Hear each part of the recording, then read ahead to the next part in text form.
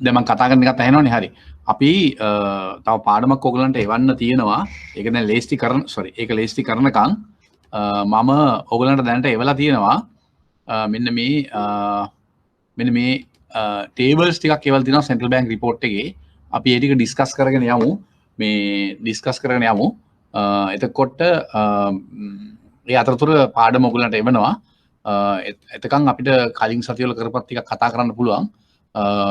අපි බලමු මේ ටේබල්ස් ටික සෙන්ට්‍රල් බැංක් රිපෝට් එකෙන් ගත්ත ටේබල්ස්. අපි මේවා එකින් එක වෙන වෙනම බලමු. අපිට පොඩි කාලයක් පැය භාගයක් විනාඩි 45ක් විතර යාවි. ඒ අතර අපිට නෝට් එක රෙඩි කරන්න පුළුවන්. ඊට පස්සේ අපි නෝට් එකට යන්න පුළුවන්. දැන්ට ඒ අතරතුර මම එවලා තියෙන නෝට්ස් වල මොනවා හරි කලින් එවපු වගේ මොනවා හරි අපිට තව කතා කරන්න ඉතුරු වෙලා තියෙනවා නම් අපිට බලන්න පුළුවන්. අපි මෙතනින් පටන් ගමු. එතකොට ඔයගලන්ට මතක ඇති මම සමෘද්ධි ව්‍යාපාරය ගැන බෝඩ් එකේ ඇඳලා සමෘද්ධි ව්‍යාපාරයේ සැකස්ම කොහොමද සමෘද්ධි ප්‍රජාමූල බැංකු සමෘද්ධි ප්‍රජාමූල බැංකු සමිතිය ආදී වශයෙන් ස්ට්‍රක්චර් එක කතා කරලා ඒ විදිහට ඔයගලන්ට යම් ආකාරයක සමෘද්ධි ව්‍යාපාරය ගැන ඒගොල්ලන්ගේ අරමුණු ගැන ඒගොල්ලන්ගේ ක්‍රියාකාරකම් ගැන ඒගොල්ලන්ගේ වැඩ පිළිවෙල ගැන යම් අදහසක් දුන්නා. ඒකත් ඔයගොල්ලන්ගේ මේ විෂය තියෙනවා සමෘද්ධි ව්‍යාපාරයේ සමහර අවුරුදු සමහර වතාවල ප්‍රශ්න ඇවිල්ලා තියෙනවා. ඒක මම කතා කරා මතක ඇති. අපි බලමු එතකොට එහා සම්බන්ධව මේ සංඛ්‍යා ලේඛන ටික මෙන්න මේ විදිහට. මේක මම ගත්තේ 2019 මහ බැංකු වාර්ෂික වාර්තාවෙන්. ඕගලන්ට මේ අද සංඛ්‍යා ලේඛන ටේබල්ස් ගොඩක් ඇවිල්ලා දිනවා. මේවා මතක තියාගන්න ඕන එකම දේ තමයි මේ සංඛ්‍යා ලේඛන කටපාඩම් කරන්න නෙවෙයි දෙන්නේ. මේක ඕගලන්ගේ අවබෝධය සහ යම් ආකාරයක යම් අවබෝධයක් ගන්න මේ වගේ තියෙන පෙළ ගැසීම් කොහොමද? මේ වගේ තියෙන හැසිරීම් කොහොමද? මේ වගේ තියෙන අඩු වැඩිවීම් කොහොමද වාර්ෂිකව? ඒ ආදි වශයෙන් අදහසක් ගන්න තමයි මේ සංඛ්‍යා ලේඛන දෙන කවුරුත් මේ කටපාඩම් කරන්න යන අවශ්‍ය නැහැ. මේකෙන් අපි බලාපොරොත්තු වෙන්නේ මේ අපි කතා කරන පාඩම් වලට අදාළ ස්ටැටිස්ටිකලි කොහොමද ට්‍රෙන්ඩ් එක? කොහොමද යන රටාව? ඒ ආදි දේවල් අපිට සාකච්ඡා ගන්න පුළුවන් මේ සංඛ්‍යා ලේඛනත් එක්ක. ඒක තමයි මේකේ අරමුණ. ඒ නිසා කවුරුත් කලබල වෙන්න කන්ෆියුස් වෙන්න එපා.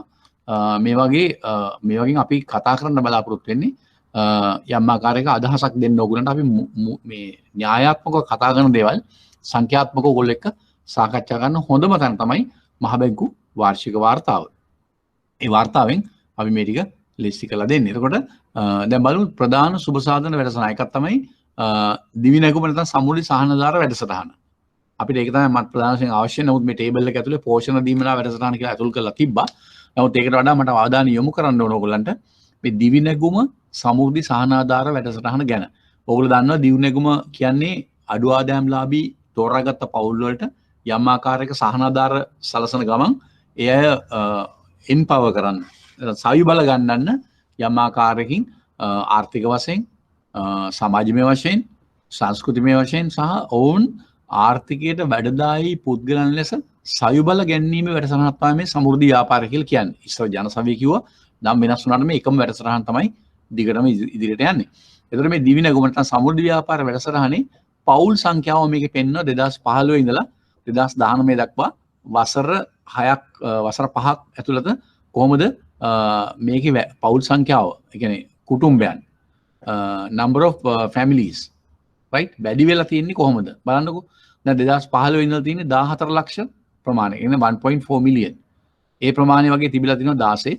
17 පොඩ්ඩක් අඩු වෙලා තියෙනවා 1.3 ගානකට. 18 තේම එකපාරට 2019 දී නැවත සමෘද්ධි සහනාධාර යම් පිරිසකට ලබා දුන්නා. නොඑක් චෝදනා, නොඑක් මැසිවිලි, නොඑක් අපවාද, නොඑක් ආකාර දුක් ගැනවිලි තිබුණා. සුදුසුකම් තියෙන සමෘද්ධි සහනාධාර ලැබිය යුතු පිරිස ඉන්නවා තව සමෘද්ධි ලැබෙන්නේ නැතුව කියලා. අන්න ඒ නිසා ඒ අය ගැන සලකා බලලා නැවත වතාවක් මේ සමෘද්ධි සහනාධාර වැඩ පිළිවෙලට තවත් කණ්ඩායමක් ඇතුල් කරගත්තා 2019 වර්ෂයේ. ඒක තමයි ඔය පෙන්වන්නේ එකපාරට 1.3 මිලියන් තිබ්බ එක 1.8 මිලියන් දක්වා වැඩි වෙලා තින්නේ ඒකයි.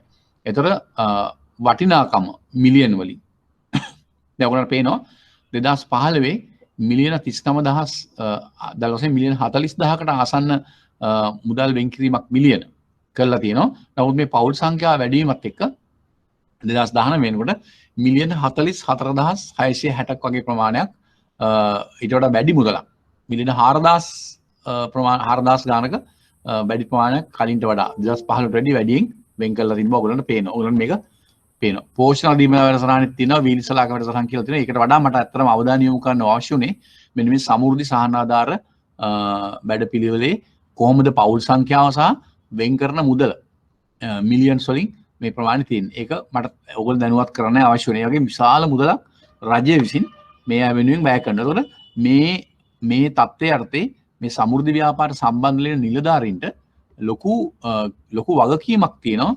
මේ විශාල පිරිසක් කියන්නේ මිලියන 1.8 මිලියන් ලක්ෂ 18ක වගේ ප්‍රමාණයක් මේ සමෘද්ධි සහනාධාර ලබන පෞල් එක සංඛ්‍යාව ඉන්නවා. ඉතින් මේ නිලධාරීන්ගේ සමෘද්ධි ව්‍යාපාරයේ මූලික අරමුණ මූලික වැඩපිළිවෙල විය යුත්තේ මෙන්න මේ කණ්ඩායම් දැන්ට සිටින මේ දරිද්‍රතා මට්ටමේ ඉහළ තැනකට ඔසවා තැබීම. ඒ ඔසවා තබන්න එක දවසකට දෙකට බෑ. ඒක යම් ආකාරයක කෙටිම නෙමෙයි මැදි හා දිගු කාලින වැඩසටහනකින් කරන්න ඕන දෙයක්. ඒ කියන්නේ ඔවුන් දැනුවත් කරන්න ඕන. ඔවුන්ට ආදායම් මාර්ග හදලා දෙන්න ඕන. ඔවුන්ගේ ඉදිරි කිරීම හුරු පුරුදු වැඩි කරන්න ඕන. ඔවුන්ට අවශ්‍ය කරන පුහුණුව ලබා දෙන්න ඕන. ඔවුන්ට අවශ්‍ය කරන තාක්ෂණික දැනුම ලබා දෙන්න ඕන. ඔවුන්ට අවශ්‍ය වෙනත් පහසුකම්, වෙළඳපොළ පහසුකම් සහ අධ්‍යාපනික පහසුකම් මේ කියන්නේ මම කියන්නේ ඒ ඔවුන්ගේ ව්‍යාපාර කටයුතු සඳහා ඒ ආදී දේවල් බලන්න. ඊට අමතරව සමුද්‍ර ව්‍යාපාරය හරහා ඔවුන්ගේ සමාජමය අවශ්‍යතාවයන්.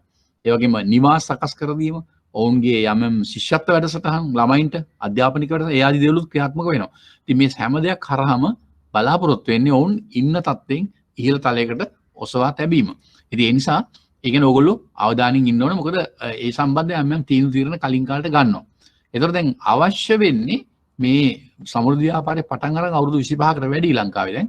නමුත් සමෘද්ධි ප්‍රතිලාභ ලබන පෞල් සංඛ්‍යාව මේ ව්‍යාපාරේ ඉදිරියට යනකොට ඒ සංඛ්‍යාව අඩු විය යුතුයි.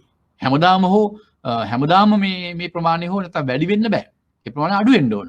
අඩු වෙනවා කියන එක අදහස් කරන්නේ සමෘද්ධි සහනාධාර ලබන මේ පිරිස් සවිබල ගැන්විලා වුන් මේ ස්ථානින් මේ මට්ටමින් ඉහළ මට්ටමකට ළඟා වෙනවා කියන. ඒතකොට එක අතකින් ගත්තාම එහෙම වෙනවා නම් රජයට තියෙන වැය බරත් අඩු වෙනවා. එක පැත්තෙන්. අනික් පැත්තෙන් ඔවුන්ගෙන් ආර්ථිකයට ලැබෙන දායකත්වෙත් වැඩි වෙනවා. ඒ කියන්නේ GDP එකට, ඉකොනොමි එකට. ඒතකොට ඔවුන්ගේ ආදායම් මාර්ගය ඉහළ යනවා. ඔවුන්ගේ ජීවන තත්ත්වය ඉහළ යනවා. සමස්තයක් ලෙස රටේ හැමෝටම යහපතක් සැලසෙනවා. ඒකයි අවශ්‍ය වෙන්නේ. ඒක තමයි බලාපොරොත්තු වෙන්නේ. ඒ නිසා ඔයගොල්ලෝ මේ தත්ත්වය තේරුම් ගන්න අවශ්‍යයි. මම හිතන්නේ මම කියපු කාරණා ඔයගලන්ට අවබෝධ වෙන්නේ නැති. ඒක පැහැදිලි නේද? ඔයගලන්ට ඒක පැහැදිලි නේ? දැන් ක්ලාස් එකට ඉන්නවා 40ක් විතර මේ වෙලාවේ. ඒගොල්ලන්ට පුළුවන් රෙස්පොන්ස් කරන්න. ක්ලියර් නේ? මම කියන අදහස තේරෙනවනේ? ඒක ළමයි කනවා ලාස්ට් වීක් ක්වෙස්චන් දෙක ඩිස්කස් කරන්න පුළුවන්ද කියලා. ඉතින් මම ඒක මතකින් දුන්නේ. ඒවා උත්තර ලියලා තියාගන්න. අපි ඒවා පාඩම් වල ඉස්සරහට කතා කරනවා. එතකොට ඔයගලන්ට මේ ප්‍රශ්න වලට අඩුපාඩුවක් තියෙනවා නම් එහෙම ඔයගලන්ට මේ සාකච්ඡා කරන්න පුළුවන්. ඔයගලන්ට මේ ප්‍රශ්න යවපු ප්‍රශ්නවල දීපු ප්‍රශ්නවල මොන හරි ගැටලුවක් තියෙනවා නම් මොකද අපි කාලය ගන්න අවශ්‍ය නැහැ ඒකට. ගැටලුවක් තියෙනවා නම් මගෙන් අහන්න. මේ මට ඇවිල්ලා කතා කරන්න පුළුවන් නැත්නම් පොඩි මේ රිමාක් එකක් දාන්න පුළුවන්. දාලා මේ කරන්න. එතකොට මම ඒකට වැඩි අවධානයක් යොමු කරලා ඩිස්කස් කරන්න පුළුවන්. එතකොට මම ඒක කොහෙත් ලියාගෙන නැහැ ප්‍රශ්න. මම මතකින් දුන්නේ මේ පාඩම් වලින් මම හිතන්නේ සුරකොම්පත් සම්බන්ධවයි සමෘද්ධි ව්‍යාපාරය සම්බන්ධව මම මේ ප්‍රශ්න දෙක දුන්නේ මට මතක හැටියට. ඉතින් ඒක අපි බලමු. ඉදිරි කාලේ අපි තවදුරටත් මේ පාඩම් කතා කරනවා. කතා කරන තව ඒවා ලිහෙන්නේ නැති ප්‍රශ්න ගැටලු සහගත ප්‍රශ්න තියෙනවා නම් අපි සාකච්ඡා කරමු. හරි. ක්ලියර් කියලා දුන්නේ ඕකේ කියලා දෙනවා. රයිට් ඕකේ. පොඩි වෙලාවක් දෙන්න අපිට පාඩම දැන් ඔයගලන්ට ඒපු එක ලේස්ටි කරන්න හදන්නේ. අලුත් ලෙසන් එක.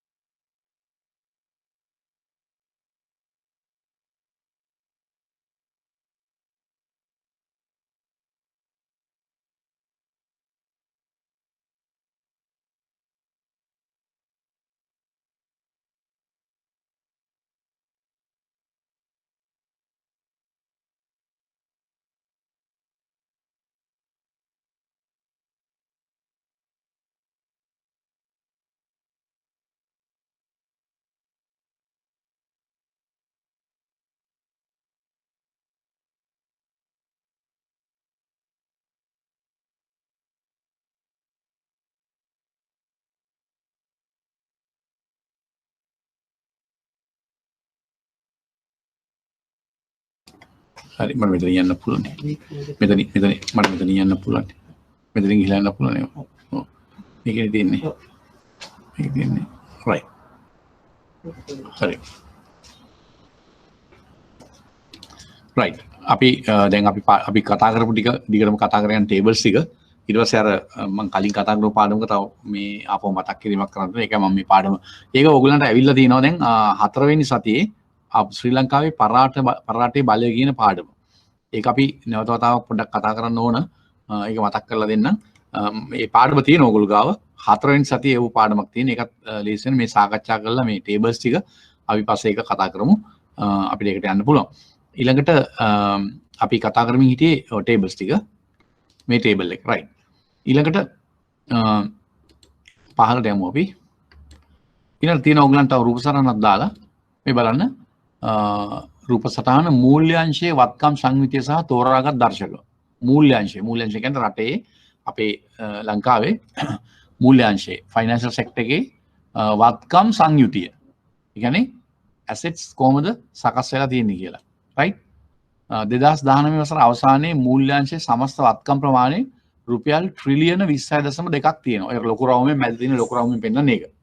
මිලියන ට්‍රිලියන 26.2 ප්‍රමාණයක් තියෙනවා 2019 වසර අවසානයේ. සමස්ත වත්කම් ප්‍රමාණය ට්‍රිලියන 26.2. ඒතර මේක කොහොමද බෙදිලා ගිහිල්ලා තියෙන්නේ කියලා මූල්‍යාංශයේ මේ ටේබල් එකේ මේ chart එකේ පෙන්නනවා. අපි බලමු පැහැදිලිව මේක මුලින් ඉඳලා බලන්න ඕන සාකච්ඡා කරන්න ඕන. මේ බලන්න මේක පේනවා. දැන් මෙතන තියෙනවා අපි යම් ඉන්ඩිකේටර්ස් වගේ කුඩින් දාලා තියෙනවා. right? මෙන්න මේ නිල් පාට වගේ රවුමක් ඔයගොල්ලන්ට පේනවා ඇති මුලින්ම ඒකේ 32 කියලා තියෙනවා බැංකු සංඛ්‍යාව. ඒ කියන්නේ number of banks branch නැතුව. right? ඊළඟ රවුමේ පෙන්නනවා 6.2ක්. මොනවාද? සමස්ත වත්කම් වල වාර්ෂික වර්ධනය. ඒ කියන්නේ 2019 වර්ෂයේදී 18ට සාපේක්ෂව වත්කම් වැඩිලා තිනවා 6.2කින්.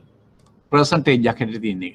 ඊළඟ කහපාට රවුමේ තියෙනවා ප්‍රාග්ධන ප්‍රමාණාත්මකතා අනුපාතය. capital adequacy ratio එක. අපි ඒකේ පාඩමක් අපි ඕගලන්ට තියෙනවා කතා කරන්න. වත්කම් ප්‍රාග්ධන ප්‍රමාණාත්මකතා අනුපාතය capital adequacy ratio පාඩමක් තියෙනවා වෙනම. ඒක අපි තාම කතා කරලා නැහැ. ඒකෙදි මොනවද මේකෙන් අදහස් කරන්න කියන ඕගලන් තේරුම් ගන්න පුළුවන්. නමුත් ඔය දැනට මතක තියාගන්න ප්‍රාග්ධන ප්‍රමාණාත්මක අනුපාතය දැනට 16.5ක් තියෙනවා. ඒ කියන්නේ ඇත්තටම 12ට වඩා වැඩි වෙන්නේ නැහැ 12ට වඩා වැඩි වෙන්නේ නැහැ නොහොන් තත්ත්වයක තියෙනවා. ඊළඟට උඩ පෙළියම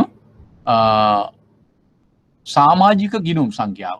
ඒ කියන්නේ සමස්ත මූල්‍යාංශයේම තියෙන සියලුම මූල්‍ය ආයතන වල තියෙන ගිණුම් සංඛ්‍යාව මිලියන වලින් ගත්තොත් මිලියන 126.3ක ප්‍රමාණයක් තියෙනවා. sorry ගිණුම් සංඛ්‍යාව මිලියන 19ක් සමවයින. උඩ නිල් පාට එක. කිරිබත් කෑල්ල වගේ. ඒකේ සමාජික ගිණුම් මිලියන 19ක් තියෙනවා. ඒ වගේම සමස්ත වත්කම් වල වාර්ෂික වර්ධනය. සමස්ත වත්කම් වල වාර්ෂික වර්ධනය. right? මම කියන්නේ මේ උඩ පෙළිය කියාගෙන යන්නේ මේ වම් අත පැත්තේ තියෙන බැංකු අංශයේ කාර්ය සාධනය. දකුණු අත පැත්තේ තියෙන සේව කාර්ය සාධක අරමුදලේ කාර්ය සාධනය. ඒක අපි වෙන් කරගන්න ඕනේ ඉස්සෙල්ලා. මේකත් දැන් ඔයගොල්ලෝ පැටලෙයි. මම මේ ටේබල් එක ඔයගොල්ලන්ට පේනවා. මේ chart එක පේනවා. මේකේ මේ මැද තියෙන රවුමේ මම කලින් කිව්වා වගේ ඔයගොල්ලෝ දැනගන්න ඕන 2019 වසර අවසානයේ සියලුම අංශ වලින් සමන්විත සමස්ත මූල්‍යාංශයේ වත්කම් පාලන ට්‍රිලියන 20.2යි. ඒක අපි කතා කළා. ඊළඟ වම් අත පැත්තට ගියොත් මේක උඩට ගිහිල්ලා වම් අත පැත්තට ගියොත් ඒ වම් අත පැත්තේ තියෙන බැංකු අංශයේ කාර්ය සාධනය. කියන්නේ banking sector performance. right? එතකොට මේ ට්‍රිලියන 20.2කින් right 62%ක්ම අයිති වෙන්නේ බැංකු අංශයට. right? මේ සමස්ත මූල්‍ය වත්කම් වලින් 62%ක පංගුවක් අයිති වෙන්නේ බැංකු අංශයට. එතන මේ බැංකු අංශයේ කාර්ය සාධනය තමයි මේ වම් අත පැත්තේ තියෙන්නේ. මැද මේ සුදු ඉරකින් වම් පැත්තේ තියෙන ඒ කාර්ය සාධනය. එතකොට අපි කලින් බැලුවේ බැංකු සංඛ්‍යාව 32යි. සමස්ත වත්කම් වල වාර්ෂික වර්ධනය 6.2යි. ප්‍රාග්ධන ප්‍රමාණාත්මකතාවය 10.5යි. දල අක්‍රීය ණය අනුපාතය 4.7යි. ඒ කියන්නේ non performing NPL. NPL ratio එක average කරලා තියෙන දල එක 4.7යි. වත්කම් මත ප්‍රතිලාභ ඒවට ලැබෙන ප්‍රතිලාභ අනුපාතය 1.4යි. සමස්ත වත්කම් වල ද්‍රවශීල වත්කම් සමස්ත වත්කම් ගත්තම ඒකට සාපේක්ෂව තියෙන ද්‍රවශීල වත්කම් 28.9යි. ඕක තමයි මේ පැත්තෙන් අපිට තියෙන තත්ත්වය. ඊළඟට මේ කියන්නේ 62ක පංගුවක් හිමි බැංකු අංශයේ කාර්ය සාධනය තමයි වම් අත පැත්තේ තියෙන. ඒ වගේම මේ සමස්ත වත්කම් ට්‍රිලියන 20.2කින් 15%ක් හිමි සේවක අර්ථසාධක අරමුදල. අපි ඒ පාඩම තාම කතා කරේ නැහැ. ලංකාවේ ලොකුම විශ්‍රාම අරමුදල සේවක අර්ථසාධක අරමුදල. ඒතර මේ සේවක අර්ථසාධක අරමුදලට 15%ක පංගුවක් තියෙනවා. ඒගොල්ලන්ගේ කාර්ය සාධන තමයි වම් අත පැත්ත දකුණු අත පැත්තේ උඩින් තියෙන්නේ බලමු. මේ කිරිබත් කෑල්ල වගේ ඒවා තියෙන ඒවා මොනවාද? සමාජික ගිණුම් සංඛ්‍යාව මිලියන 19ක් තියෙනවා. ඒ කියන්නේ සේවක අර්ථසාධක අරමුදලේ රටේ වැඩ කරන ජනතාව කියන්නේ සංස්ථාංශය හා පුද්ගලික අංශය කෝපරේට් සෙක්ටර් එකේ මිලියන 19ක ගිණුම් ප්‍රමාණයක් තියෙනවා සේවක අර්ථසාධක අරමුදලේ. සමස්ත වත්කම් වල වාර්ෂික වර්ධනය 11%යි. රයිට්? වාර්ෂික දායකත්වය. මොකද වාර්ෂික දායකත්වය කියන්නේ මේ EPF පාඩම අපි කරනකොට තේරෙනවා වාර්ෂිකව සෑම වාර්ෂිකම දායකත්වයක් දායක මුදල් ලැබෙනවා. ඒ අනුව ලැබිච්ච ප්‍රමාණය 2019 ඒකේ තියෙන්නේ බිලියන වලින් රයිට්? බිලියන 157.2යි රයිට්? ඊළඟට ප්‍රතිගෙවුම් ඒකත්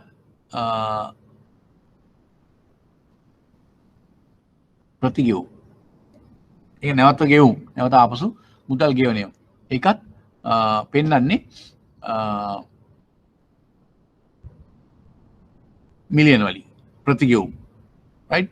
බිලියන 126.3යි. ඊළඟට ආයෝජන මත ප්‍රතිලාභ අනුපාතය.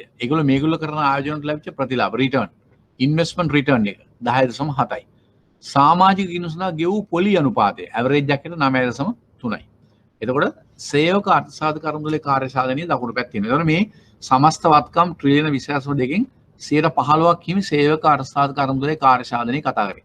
ඊළඟට අපි බලමු තව 10%ක් වත්කම් හිමි වත්කම් වලින් මේ ට්‍රිලියන 20.9න් 10%ක් හිමි පංගුවක් තියෙන මහ බැංකුවට. එතකොට මහ බැංකුවේ අපිට අදාළ මට්ටමට අපි කතා කළා. ඒගොල්ලෝ අරමුණු මොනවද? මහ බැංකුවේ මූලික අරමුණු දෙක මොකද්ද? අරමුණු දෙක ඉෂ්ට කරන්න කොහොමද ඒගොල්ලෝ ක්‍රියාත්මක වෙන්නේ කියලා පාඩමකින් බැලුවා. ඊට පස්සේ ඔන්න එනවා අපේ පාඩමට සම්බන්ධ අපේ විෂය බැංකු නොවන මූල්‍ය ආයතන විෂය. මේ සේවක අර්ථසාධක අරමුදලත් ඇත්තටම බැංකු නොවන මූල්‍ය ආයතන විෂය තමයි අයිති වෙන්නේ. ඒ පැත්තට වැටෙන්නේ. මෙතන තියෙනවා බලපත්ලාභී මුදල් සමාගම් සහ විශේෂ කල්බදු මූල්‍ය කරන සමාගම් වල පංගුව කීයද? 8යි. 8යි. එතකොට ඒගොල්ලන්ගේ කාර්ය සාධනය 8ේ කාර්ය සාධනය උතනින් 15 පෙන්නනවා. ඉතින් බලපත්ලාභී මුදල් සමාගම් සහ විශේෂ කල්බදු මූල්‍ය කරන සමාගම් වංශයේ කාර්ය සාධනය මොනවද කියලා පෙන්නනවා මේකේ. බලමු කොහොමද කියලා තත්ත්වය. මොනවද ඒකේ පෙන්නන්නේ කියලා. ඉතින් ඒ කියන්නේ 8ක් හිමි බලපත්ලාභී මුදල් සමාගම් සහ විශේෂ කල්බදු මූල්‍ය කරන සමාගම් වංශයේ කාර්ය සාධනය performance. සමස්ත වත්කම් වල වාර්ෂික වර්ධනය. ඒගොල්ලන්ගේ සමස්ත වත්කම් වල වාර්ෂික වර්ධනය 0.1යි. ඊටාම අඩු ප්‍රමාණයක් වාර්තා වෙලා තියෙන 2019. ප්‍රාග්ධන ප්‍රමාණාත්මක අනුපාතය 12.5යි. අර බැංකු අංශයට වඩා අඩුයි. දල අක්‍රියණය අනුපාතය 10.6යි. දැන් බලන්න බැංකු අංශය අපි කතා කරන්න ඕනේ ඒවා තමයි. අවධාරණය කරන්න බැංකු අංශය අක්‍රියණය අනුපාතය කීයද අපි ඉස්සෙල්ලා බැලුවා. දල අක්‍රියණය අනුපාතය 4.7යි. ඒකට සාපේක්ෂව බැංකු නොවන අංශයේ අක්‍රියණය අනුපාතය දල අක්‍රියණය 10.6යි. දැන් ඔයගොල්ලන්ට මතක ඇති මම මේ පාඩමක් කරා බැංකු සමග බැංකු නොවන මූල්‍ය ආයතන සංසන්දනය කළානේ. මතක ඇති. මම ඒ හැටි සාකච්ඡා කරලා තියෙන පාඩම මුල් පාඩම් වල සාකච්ඡා. බැංකු වලින් කොහොමද බැංකු නොවන මූල්‍ය ආයතන වෙනස් වෙන්නේ කියලා. මම කිව්වා ඒගොල්ලන්ට බලපාන නීතිමය තත්ත්වය වෙනස්. ඒගොල්ලෝ වැඩ කරන ව්‍යාපාරික පරිසරය වෙනස්. ඒගොල්ලෝගේ ගනුදෙනුකරුවන්ගේ හැසිරීම සහ ගනුදෙනුකරුවන් රිස්ක් එක ගන්න ආකාරය වෙනස්. සාම්ප්‍රදායික බැංකුවන් වෙනස් රිස්ක් එවර්ස්ලා වගේ තමයි ගොඩක්. ඒ කියන්නේ අවදානම් මගහැර යන ලොකු අවදානම් ගන්න නැති පිරිස් තමයි බැංකු අංශයත් එක්ක වැඩ කරන්නේ. නමුත් මූල්‍ය සමාගම් අංශේ කල්බදු සමාගම් අංශෙත් එක්ක වැඩ කරන්නේ ගොඩක් අවදානම් වැඩියෙන් ගන්න රිස්ක් ලවර්ස්ලා කියලා මම කිව්වා. ඒ පාඩම මම කතා කරලා තියෙනවා බලන්න. අන්න ඒ අනුව තමයි එහෙම බලද්දී ඔයගලන්ට පේනවා මෙතන මේ සංඛ්‍යාත්මක බැලුවොත් බැංකු අංශයේ අක්‍රියණය අනුපාතයට වඩා බැංකු නොවන අංශයේ අක්‍රියණය අනුපාතය වැඩි කියන එක ඔයගලන්ට පැහැදිලි වෙනවා මෙතන. පේනවනේ දැන් 10.6 කියන්නේ ඊට වඩා වැඩි. අනිවාර්යෙන් ඒ ප්‍රමාණය වැඩි. දල අක්‍රියණය අනුපාතය. එතකොට අන්න ඒවා තමයි ඔයගොල්ලෝ අවධාරණය කරගන්න අවශ්‍ය. දැන් බැංකු අංශයට සාපේක්ෂව බැංකු නොවන අංශයේ අක්‍රියණය අනුපාතය වැඩි. බේසිකලි එහෙම වෙන්න ඕනේ. මොකද එතන වැඩි අවදානම් ගන්නයි වැඩි රිස්ක් එකක් ගන්න තමයි මේ ව්‍යාපාරවල යෙදෙන්නේ. මේ බැංකු නොවන මූල්‍ය ආයතන බලපත්‍රය සමාගම් කල්බදු සමාගම් වැනි ආයතන එක්ක වැඩ කරන්න එන්නේ. එතකොට ඒගොල්ලන්ගේ අනිවාර්යෙන් ණය මුදල් ආපසු නොගෙවා පැහැර හැරීමත් වැඩි වෙන්න පුළුවන්. ඒක තමයි පෙන්වන්නේ. 10.6. ඊළඟට වත්කම් මත ප්‍රතිලාභ අනුපාතය. වත්කම් මත ප්‍රතිලාභ. ඒ කියන්නේ ඇසෙට්ස් වලට ඒගොල්ලන්ගේ වත්කම් වලට ප්‍රතිලාභ ප්‍රමාණය 2.2. දැන් බලමු මේක බැංකු අංශෙත් එක්ක. බැංකු නොවන අංශ නම් 2.2. බැංකු අංශෙත් එක්ක වත්කම් මත ප්‍රතිලාභ. වත්කම් මත ප්‍රතිලාභ. දැක්කනේ 1.4යි. වත්කම් මත ප්‍රතිලාභ බැංකු අංශය නම් බදු වලට පෙර අනුපාතය 1.4යි. ඒකට සාපේක්ෂව බැංකු නොවන අංශේ වත්කම් මත ප්‍රතිලාභ දැක්ක නේද? 2.2. අර එකයි. high risk high return. ඒක තමයි ඒ සාම්ප්‍රදායිකව අපි කතා කරන ඒ න්‍යාය theoretically ඒක තමයි මෙතන prove වෙන්නේ. එන්නේ risk එක වැඩි නම් return එක වැඩි. ඒක තමයි පෙන්වන්නේ. හැබැයි ඉතින් NPL උත් වැඩි. ඒක ඔයගොල්ලෝ තේරුම් ගන්න අවශ්‍යයි. මම හිතන්නේ මම කියන දේ පැහැදිලි. මේ වෙනකන් කතා කරපුවා පැහැදිලිද? මම මේ සංඛ්‍යාත්මකව ඔප්පු කරන්න යන්නේ ඔයගලන්ට මේ අංශවල තියෙන අපි කතා කරපු මූල ධර්මානුකූලව කතා කරපු වෙනස්කම් වල සංඛ්‍යාත්මකව තියෙන පැත්ත තමයි මේ කතා කරන්නේ.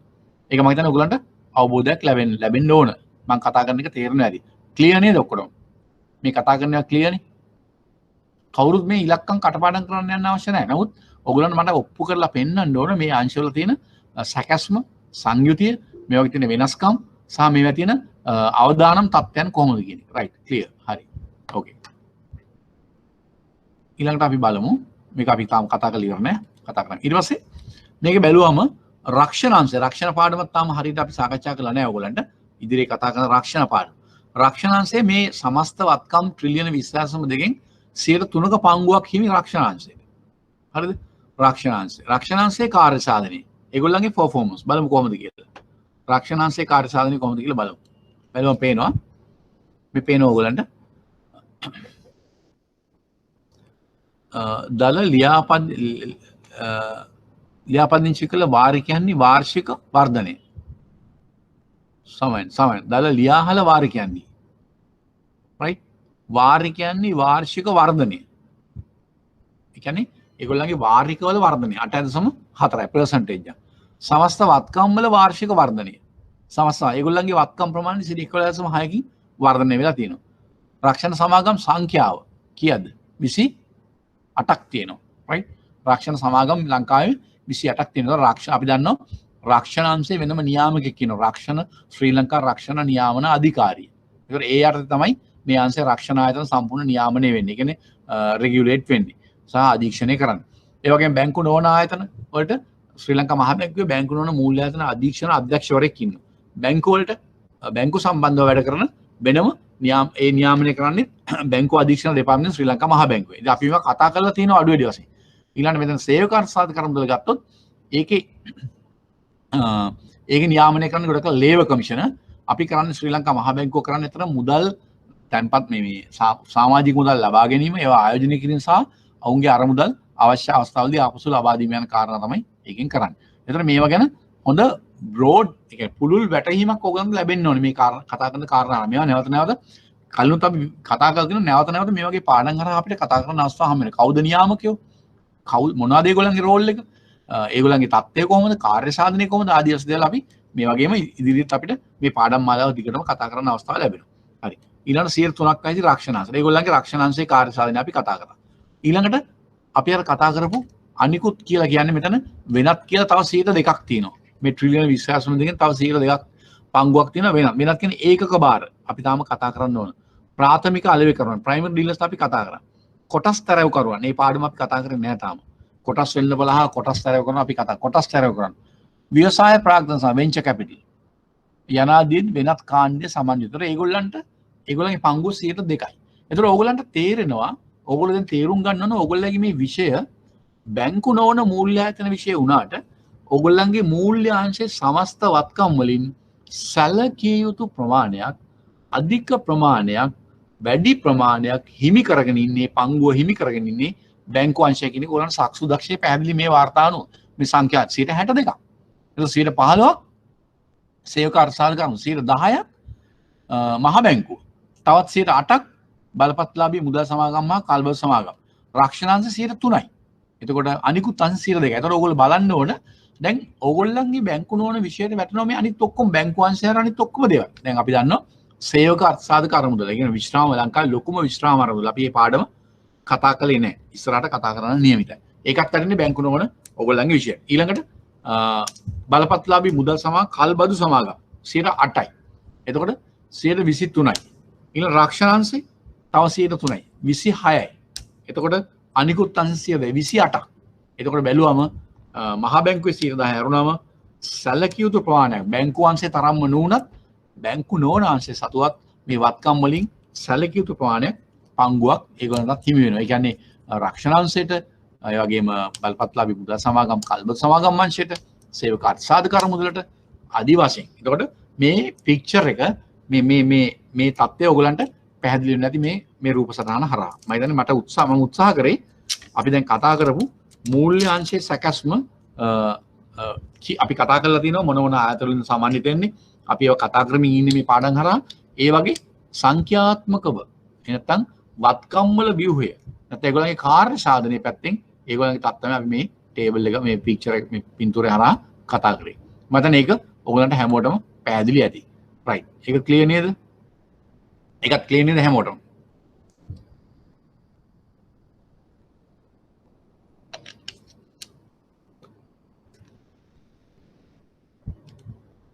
clear right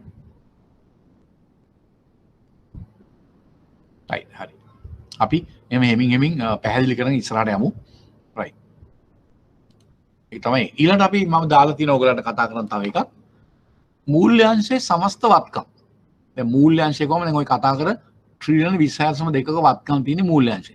ඒතර ඒ වත්කම් කොහොමද බෙදිලා ගිහිල්ලා තියෙන්නේ කියලා right 2018 සමග සංසන්දනය කරමින් 2019 මේකේ පෙන්නනවා. මම ඔයගලන්ට පොරොන්දුවක් වුණා මතකයි ඔයගලන්ට පාඩම් කරන් යද්දි සමහර පාඩම් වල තිබුණේ ස්ටැටිස්ටික් ටිකක් 2014 2013 2012 වගේ දේවල්. මම ඔයාලට පොරොන්දු වුණා ඉදිරි කාලේ පාඩම් කරන අතරතුරේ මේ සංඛ්‍යා අලුත් සංඛ්‍යා ලේඛනක් දෙනවා. ඒ අතර මම ඔයගලන්ට යෝජනා කරා කැමති කෙනෙකුට සෙන්ට්‍රල් බැංක් රිපෝට් එක රිෆර් කරලා ඕනනම් බලා ගන්න පුළුවන්. නමුත් මමත් මේ ඔක්කොම ගත්තේ මහ බැංකුව වාර්ෂික වාර්තාවෙන් උපුටලා අරන් තිනවා. උත් ඔයගලන්ට උනත් ඕන වෙලාවක වෙබ්සයිට් එකට ගිහිල්ලා නැත්නම් ෆිසිකල් කොපි එකක් ගෙන්න ඉන්නවත් මේක රිෆර් කරන්න පුළුවන්. මහ බැංකුව වාර්ෂික වාර්තාව දැන් අලුත් වාර්තාව තමයි 2020 පිට උනේ නැහැ. 2019 තමයි අපිට තියෙන අලුත්ම වාර්තාව. 2019 හැටියට මෙන්න මේ ආකාරයට මූල්‍යාංශයේ සමස්ත වත්කම් පෙළ ගැහිලා තියෙනවා. මොනවා මූල්‍යාංශයේ සමස්ත වත්කම් 2018 2019. වම් අත පැත්තේ තියෙනවා ආයතන. එක පහළට දිනවා වම් අත පැත්තේ ආයතන. බැංකු අංශය තියෙනවා.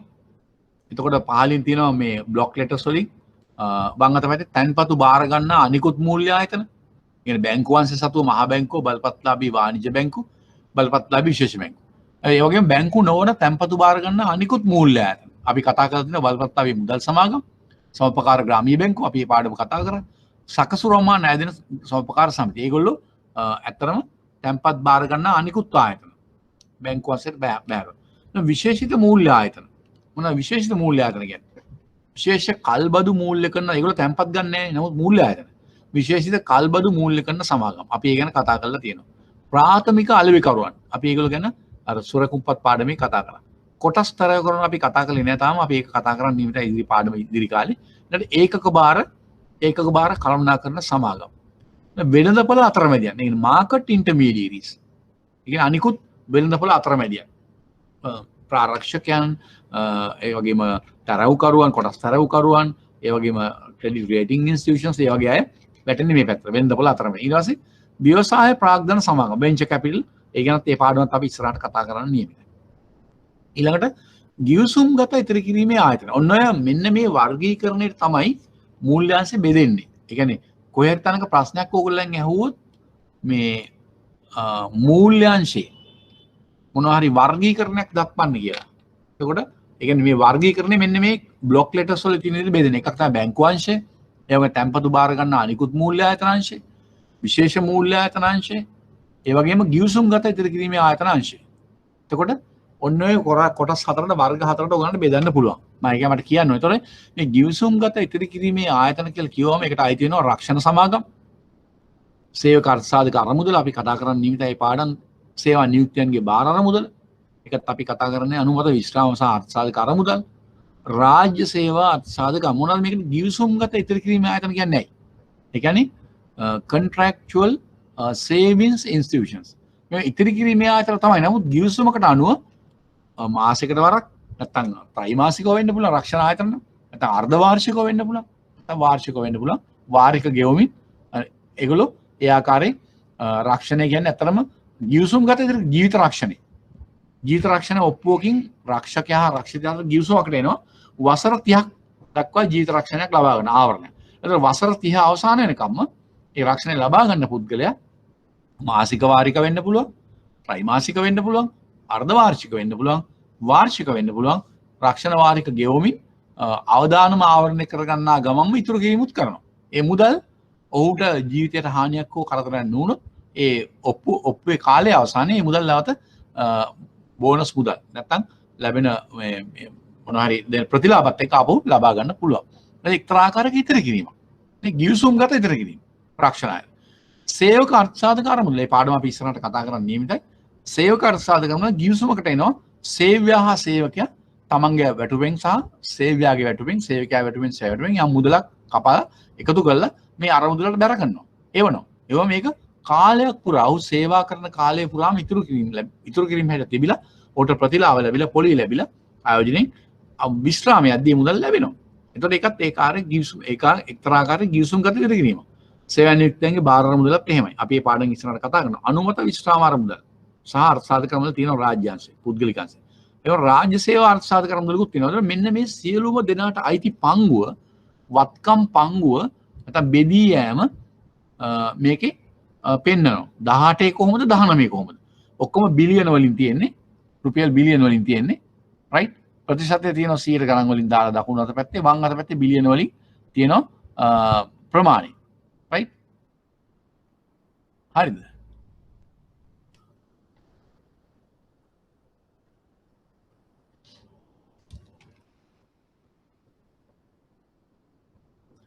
මේ ටේබල් එක බලුවම පේනවා 18 19. එතකොට මේ විදිහට මේ අපි වෙන් කරලා තියෙනවා මිලියන සමාන මිලියන වලින්. රයිට්? මිලියන වලින්. එතකොට මේකේ යට තියෙනවා යම් අයන්න ඈයන්න ආදී වශයෙන් වෙන වෙනම දක්වලා තියෙනවා. ඊයන්න ආදී වශයෙන් දක්වලා තියෙනවා. ඒවා ඔයගොල්ලෝ අපි වෙනම කතා කරමු. මේ ඔක්කොම හැමදේම දැනගන්න මූලයන්. එතකොට මේ දත්ත මේ සංඛ්‍යා සටහන් කොහෙන්ද අරන් තින්නේ? එක තැනකින් ගන්න බෑනේ. එක එක ආයතන තියෙනවා. ශ්‍රී ලංකා මහා බැංකුවෙන් ගන්න පුළුවන්. මොකද ඒ මහා බැංකුවෙන් ගන්න පුළුවන් මහා බැංකුව නියාමකමනය කරන ආයතන වල දත්ත. සමුපකාර සංවර්ධන දෙපාර්තමේන්තුවෙන් ගන්න පුළුවන්. සමුපකාර ග්‍රාමීය බැංකුවල හා සනස ආයතන වල දත්ත. කම්කරු දෙපාර්තමේන්තුවෙන් ගන්න පුළුවන්. සේවක අර්ථසාධක අරමුදල සහ අනිකුත් විශ්‍රාම අරමුදල සම්බන්ධ විශ්‍රාම වැටුප් දෙපාර්තමේන්තුවෙන් ගන්න පුළුවන්. සේවා නියුක්තයන්ගේ බාර අරමුදලෙන් ගන්න පුළුවන්. රක්ෂණ සම්බන්ධව ශ්‍රී ලංකා රක්ෂණ නියාමන කමිෂන් සභාවෙන් ගන්න පුළුවන්. සනස මහා සංගමයෙන්ුත් ගන්න පුළුවන්. සනස වගේ දේවල් සම්බන්ධ තොරතුරු. එන ශ්‍රී ලංකා සුරකුම්පත්තා විනිමය කමිෂන් සභාව. ඒ කියන්නේ සිකියුරිටිස් ඇන්ඩ් එක්ස්චේන්ජ් කමිෂන් එක. ඒ කියන්නේ කොටස් වෙළඳපොළ ආයතන නියාමනය කරන ආයතන. ශ්‍රී ලංකා ඒකක බාර සංගමය. එහෙම එකක් තියෙනවා. ව්‍යවසාය ප්‍රාග්ධන සමාගම ආදී වශයෙන්. එතන මේ දකුණු පැත්තේ මේ යටින් තියෙන මේ ආයතන සමූහය බැලුවම අති බහුතරයක් මේ තියෙන ආයතන වලින් කවුද මේගොල්ලෝ? පොදුවේ කියන නමත් මේගොල්ලෝ ගොඩක් වෙලාවට මේකට කියන නියාමකයෝ. රෙගියුලේටර්ස්ලා. ඒගොල්ලෝ අපි කතා කරලා තිනවා. මෙතන ඉන්නේ නියාමකයෝ ගොඩක් වෙලාවට. රයිට්? වැඩි දෙනෙක්. අපි බලමු මේ මූල්‍යයන් කියන එකේ තියෙන්නේ ශ්‍රී ලංකා මහා බැංකුව බැංකු අංශයේ මූල්‍ය අංශයේ නියාමකය. ඒ කියන්නේ මුදල් සමාගම්, කල්බදු සමාගම්, බැංකු, විශේෂ බැංකු, වාණිජ්‍ය බැංකු, සහ ප්‍රාථමික අලෙවිකරුවන් ඒ ආදී වශයෙන් ඒ අය නියාමනය කරන නියාමකයා. මහා බැංකුව. සමුපකාර සංවර්ධන දෙපාර්තමේන්තුව අපි කතා කරා ඒ පාඩම. සමුපකාර පාඩම කතා කරලා දිනවා. එතකොට ඒ පාඩමේ අපි කතා කළා සමුපකාර සංවර්ධන දෙපාර්තමේන්තුවේ කාර්යභාරය. කම්කරු දෙපාර්තමේන්තුව අපි තාම කතා කරේ නැහැ. සේවක අර්ථසාධක අරමුදල සේවා නියුක්තයන්ගේ බාර අරමුදල දෙකම නියාමකයා හැටියට කටයුතු කරන කම්කරු කොමසාරිස්වරයා. කම්කරු විශ්‍රාම වැටුප් දෙපාර්තමේන්තුව. ඒකෙන් සමහර දත්ත ගන්න පුළුවන් විශ්‍රාම වැටුප් අරමුදල සම්බන්ධ. ශ්‍රී ලංකා රක්ෂණ නියාමන කමිෂන් සභාව රක්ෂණ අංශයේ නියාමකයා. රයිට්? එතන ශ්‍රී ලංකා සුරකුම්පත්තා විනිමය කමිෂන් සභාව. ඒ කියන්නේ කොටස් වෙළඳපොළ අංශයේ නියාමකයා. අනිත් ඒවා ඒකක බාර සංගම ඒගොල්ලන් සංගමයක් ඒක ව්‍යවසාය ප්‍රාග්ධන සමාගම මේ අංශය. ඒතකොට මේවන් බැලුවම මේ දකුණු පැත්තෙන් මේ මූලයන්ගෙන් වැඩි පිරිසක් ඉන්නේ නියාමකයෝ. මම හිතන්නේ මම කියන දේ ඔයගලන්ට තේරෙනවා ඇති. ක්ලියර් නේද? ඒවා ක්ලියර් නේද? මේවා නැවත නැවත මතක් වෙනවා. මොකද මේ පාඩම් වල දිගටම කතා කරනවා නියාමකයෝ කවුද? ඒගොල්ලන්ගේ රෝල් එක මොකද්ද? පොදුවේ අඩු වැඩි වශයෙන් ගත්තම මේ හැම නියාමකයෙකුගේම රෝල් එක ගොඩක් වෙලාවට සමානයි. ඒ කියන්නේ ඒ ආයතන ලියාපදිංචි කරනවා. නැවත ලියාපදිංචි අලුත් කරනවා තමන්ගේ වපසරී තියෙන ආයතන. ඒගොල්ලන්ට අවශ්‍ය කරන නියාමන උපදෙස් නිකුත් කරනවා. ඔවුන්ගේ අධීක්ෂණ කටයුතු කරනවා. ඔවුන්ගේ අඩුපාඩුකම් හොයලා බලලා නිවැරදි කරනවා. සවුන්ට අවශ්‍ය කරන උපදෙස් උපදෙස් ලබා දීම සහ ඒවා ක්‍රියාත්මක කරන නීතිමය බලය උන්ට නීතියකින් ලැබිලා තියෙනවා. අපි දන්නවා මේ නීති තත්ත්ව අපි කතා කරමින් ඉන්නවා. දීන් දිගටම අපි කතා කරනවා. ඉතින් ওই කාරණා ගැන ඔයගලන්ට ඔළුවට එන්න ඕන. මේවා මේ ටේබල් එක නිකන් දිහා මේක දිහා බලලා නිකන් මේ ඉලක්කම් ටික බලලා පහළට උඩින් පහළට බලනට වැඩිය මෙන්න මේ වගේ දේවල් මේවා හරහා අපිට මේ පාඩම්ම නැවත මතක් කරගෙන මේවට අවශ්‍ය කරන තව ඌණ පූර්ණයෙන් තියන්න පුළුවන් නිසා තමයි මම මේ ටේබල්ස් ඔයගලන්ට නැවත ඉදිරිපත් කරලා තියෙනවා. මම හිතන්නේ මම කියන එක පැහැදිලි ඇති. ක්ලියර් නේද? ක්ලියර්. දැන් මේ කතා කරුටි ක්ලියර් නේද? මගේ උත්සාහයෙන් ඔයගලන්ට තේරුම් ගන්න පුළුවන් නේ. රයිට් ඕකේ. ඔව්. ධනුෂ්කා නිතරම රෙස්පොන්ස් කරන කෙනෙක්. හොඳයි අනිත් අයට ඇහෙන්නේ නැද්ද? නැත්නම් අනිත් අයට ඕන කමක් නැද්ද මන් දන්නේ. ළමයි පන්ති ඉන්නවා ළමයි. මේ වෙලාවේ ක්ලාස් ජොයින් වෙලා ඉන්නවා. 45 රයිට්. ක්ලියර් කියලා දාන්න. ක්ලියර් නේද? රයිට් ඕකේ. ක්ලියර් රයිට් ඕකේ. හරි thank you. මොකද මට කන්ෆිඩන්ස් එකක් එන්නේ. එතකොට මොකද මම මෙතන ඉඳන් ක්ලාස් එක කරන්නේ. ඔයගොල්ලෝ ගෙදර ඉඳන් හෝ ඔෆිස් එකේ ඉඳන් අහුම්කම් දෙන්න. ඒතර මට පොඩි එහෙම සම්බන්ධීකරණයක් සංනිවේදනයක් තියෙන්න ඕන. නැත්තම් මොකද මටත් අදහසක් නැහැ ඔයගොල්ලෝ මං කියන තේරෙන්නේ නැද්ද කියලා. හරි. රයිට්. මං හිතනවා තේරෙන්නේ නැති කියලා. හරි. මං උත්සාහ කරන එක ඔයගොල්ලන්ට තේරෙනවා. රයිට්. ඊට පස්සේ මේ ටේබල් එකේ වම් අත පැත්තට આવොත් අයන්නෙන් තියෙනවා සංශෝධිත. අයන්නෙන් තියෙනවා తాවකාලික. ඒවා උඩ තියෙන අර අයන්න දාලා දාලා තියෙන්නේ මේ අයන්න දාලා තියෙන්නේ. ආයන්දා. ඒ කියන්නේ ඒවා එහෙම තමයි මේ ටේබල් ඉදිරිපත් කරන පිළිවෙල. දැන් 2020 වාර්තාවම 2019 අයන්න වෙයි 2020 ආයන්න වෙයි. ඒ වගේ ඒ ලොකෝට සීරියස් ගන්න එපා ඒවා. නැත්නම් අපි හැම එකම දැනගෙන ඉන්නවනේ මොකද්ද වෙන්නේ. ඊට පස්සේ අයන්න. ඒකේ තියෙන මොකක්ද? දත්ත නොමැතිකම් හේතුවෙන් පසුගිය වසර 4ක සාමාන්‍ය වර්ධනය 2019 වසර සඳහා සෞපකාර ග්‍රාමීය බැංකුවල වත්කම් පදනම් තක්සේරු කිරීමට භාවිතා කරන ලදී. ඒ කියන්නේ 2019 වසර සඳහා සමුපකාර ග්‍රාමීය බැංකුවල වත්කම් පදනම තක්සේරු කිරීමට භාවිතා කරලා තියෙනවා මොකද්ද? දත්ත නොමැතිකම හේතුවෙන් පසුගිය වසර 4ක සාමාන්‍ය වර්ධනය තමයි 2019ට අරන් තියෙන්නේ මොකෙන්ද? එතන යම් දෙයක් මට උගන්වන්න ඕන. සමුපකාර ග්‍රාමීය බැංකුවල. දැන් බලන්න අපි එතන ටේබල් එකට යන්කෝ. සමුපකාර ග්‍රාමීය බැංකුව. මේ තියෙන සමුපකාර ග්‍රාමීය බැංකුව. රයිට්. මෙතන තියෙනවා ඒගොල්ලන්ගේ පියල්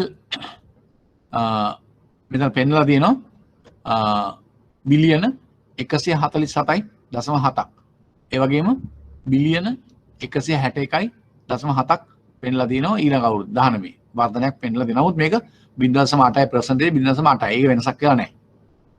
percentage වෙනස් වෙලා නැහැ. රයිට්. මෙතන මේ සටහනේ කියන්නේ දත්ත නොමැතිකම. අන්න ඒවා තමයි ඔයගොල්ලෝ තේරුම් ගන්න. මෙතන දත්ත නොමැතිකම හේතුවෙන් පසුගිය වසර 4ක සාමාන්‍ය වර්ධනය අරන් තමයි මේක බේස් කරලා හදලා තියෙන්නේ. මොකද දත්ත නැහැ කියන්නේ.